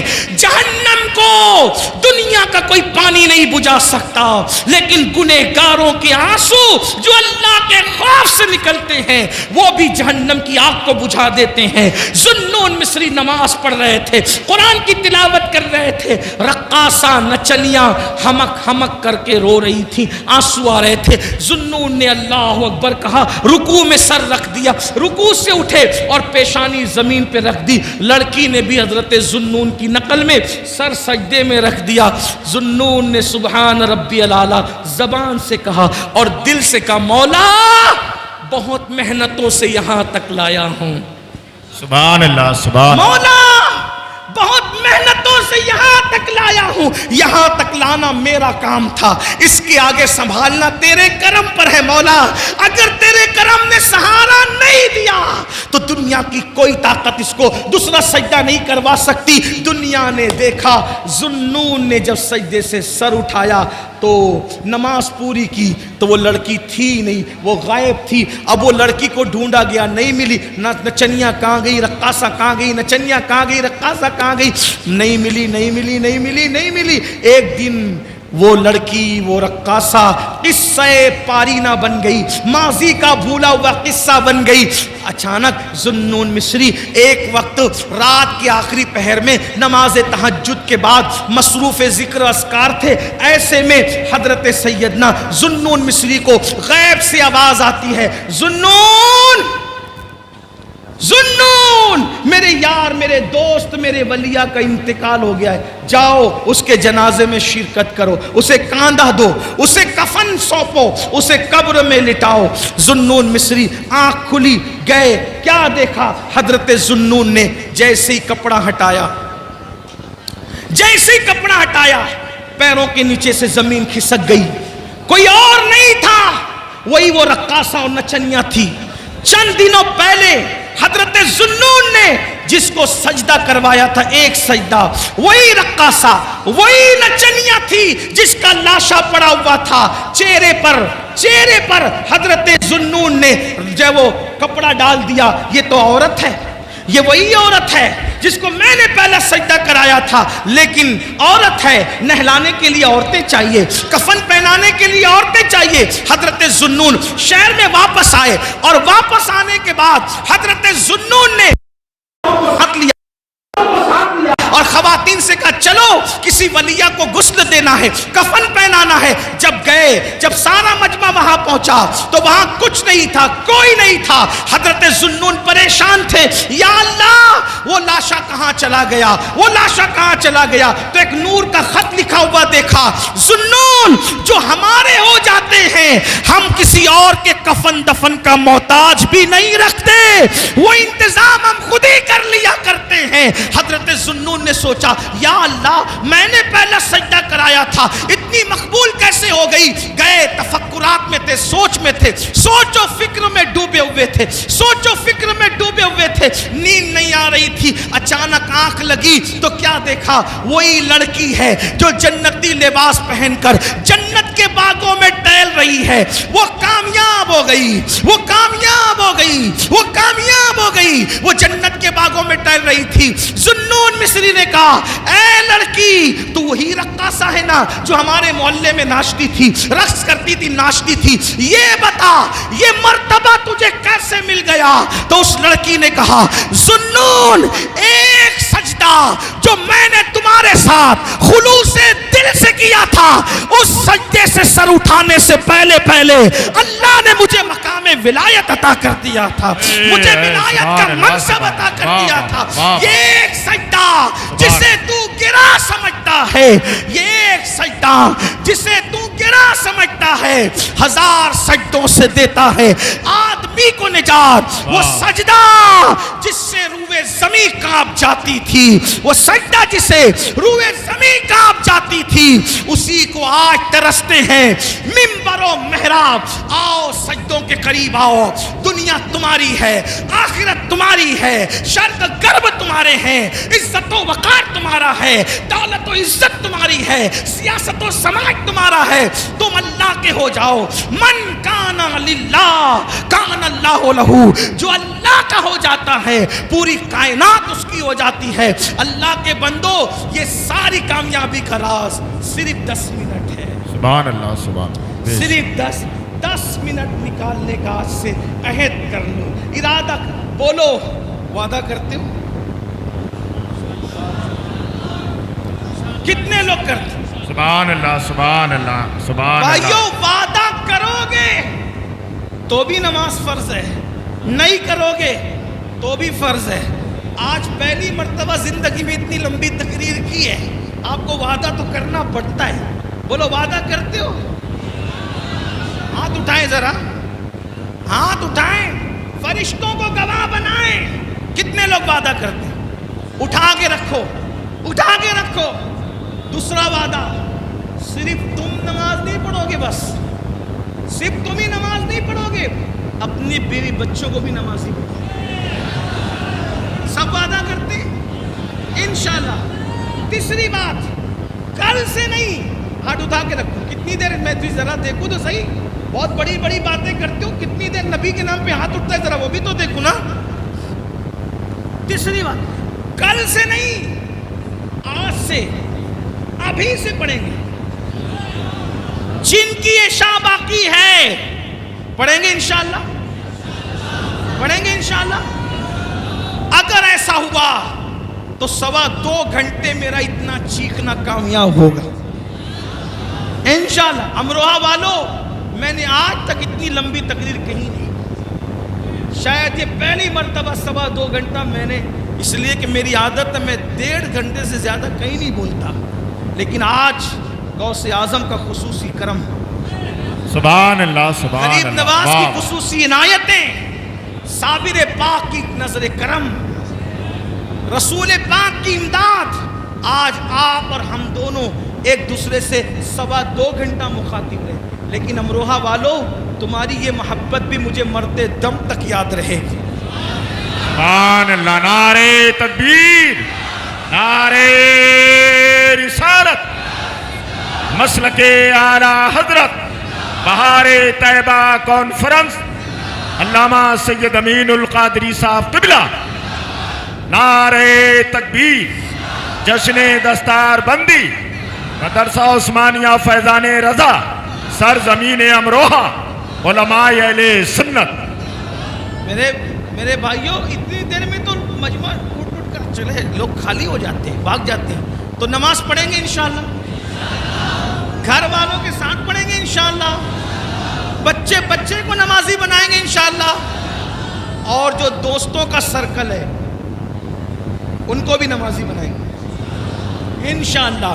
اللہ پاک آپ سب کو سلامت رکھے، باکرامت رکھے، اللہ دونوں جہان کی فلاح نصیب فرمائے، کامیابی نصیب فرمائے۔ اور آج جس مدرسے کا یہ سالانہ اجلاس ہے فیضان رضا، اللہ اس مدرسے کو بھی دین 11ویں رات 12ویں ترقی عطا فرمائے۔ ماشاءاللہ 25 فارغین مجھے بتائے جا رہے ہیں، قاری یامین صاحب نے 25 فارغین ہیں ماشاءاللہ۔ اور صرف یہی مدرسہ نہیں، عاشقان رسول کے جتنے مدارس ہیں ہر مدرسے کی مدد کرو، تعاون کرو۔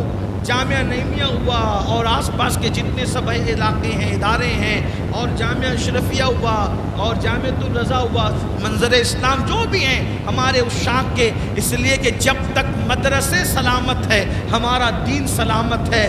العلم حیات الاسلام و عماد الدین، علم اسلام کی زندگی ہے، دین کا ستون ہے۔ یاد رکھنا، نمازی تو محلے سے مل سکتے ہیں لیکن امام صرف مدرسوں سے ملتے ہیں۔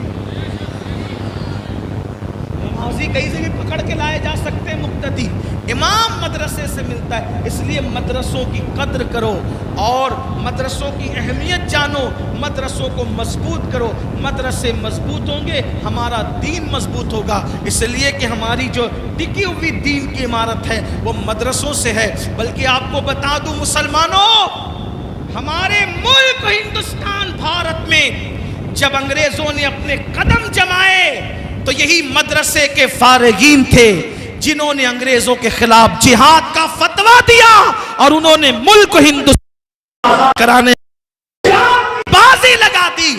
یونیورسٹی اور کالج والے بعد میں آئے، سب سے پہلے جو آگے آئے یہی مدرسے کے لوگ تھے جن کا نام فضل خیر آبادی تھا، کفایت اللہ کافی مراد آبادی تھا، حضرت فیض عثمانی تھا۔ یہ سب بڑے بڑے لوگ، اللہ مفتی صدر الدین آزردہ تھا، یہ لوگ آئے اور آنے کے بعد انہوں نے جان کی بازی لگا دی۔ یونیورسٹی اور کالج والے تو پیچھے پیچھے سے آئے۔ آج بھی انڈمان میں خبریں بتا رہی ہے کہ انڈمان میں جن لوگوں نے کالا پانی کی سزا بھگتی ہے وہ کسی اور جگہ سے نہیں آئے تھے، وہ مدرسوں کے سپوت تھے جنہوں نے ملت سے بھی وفا کیا اور ملک سے بھی وفا کیا۔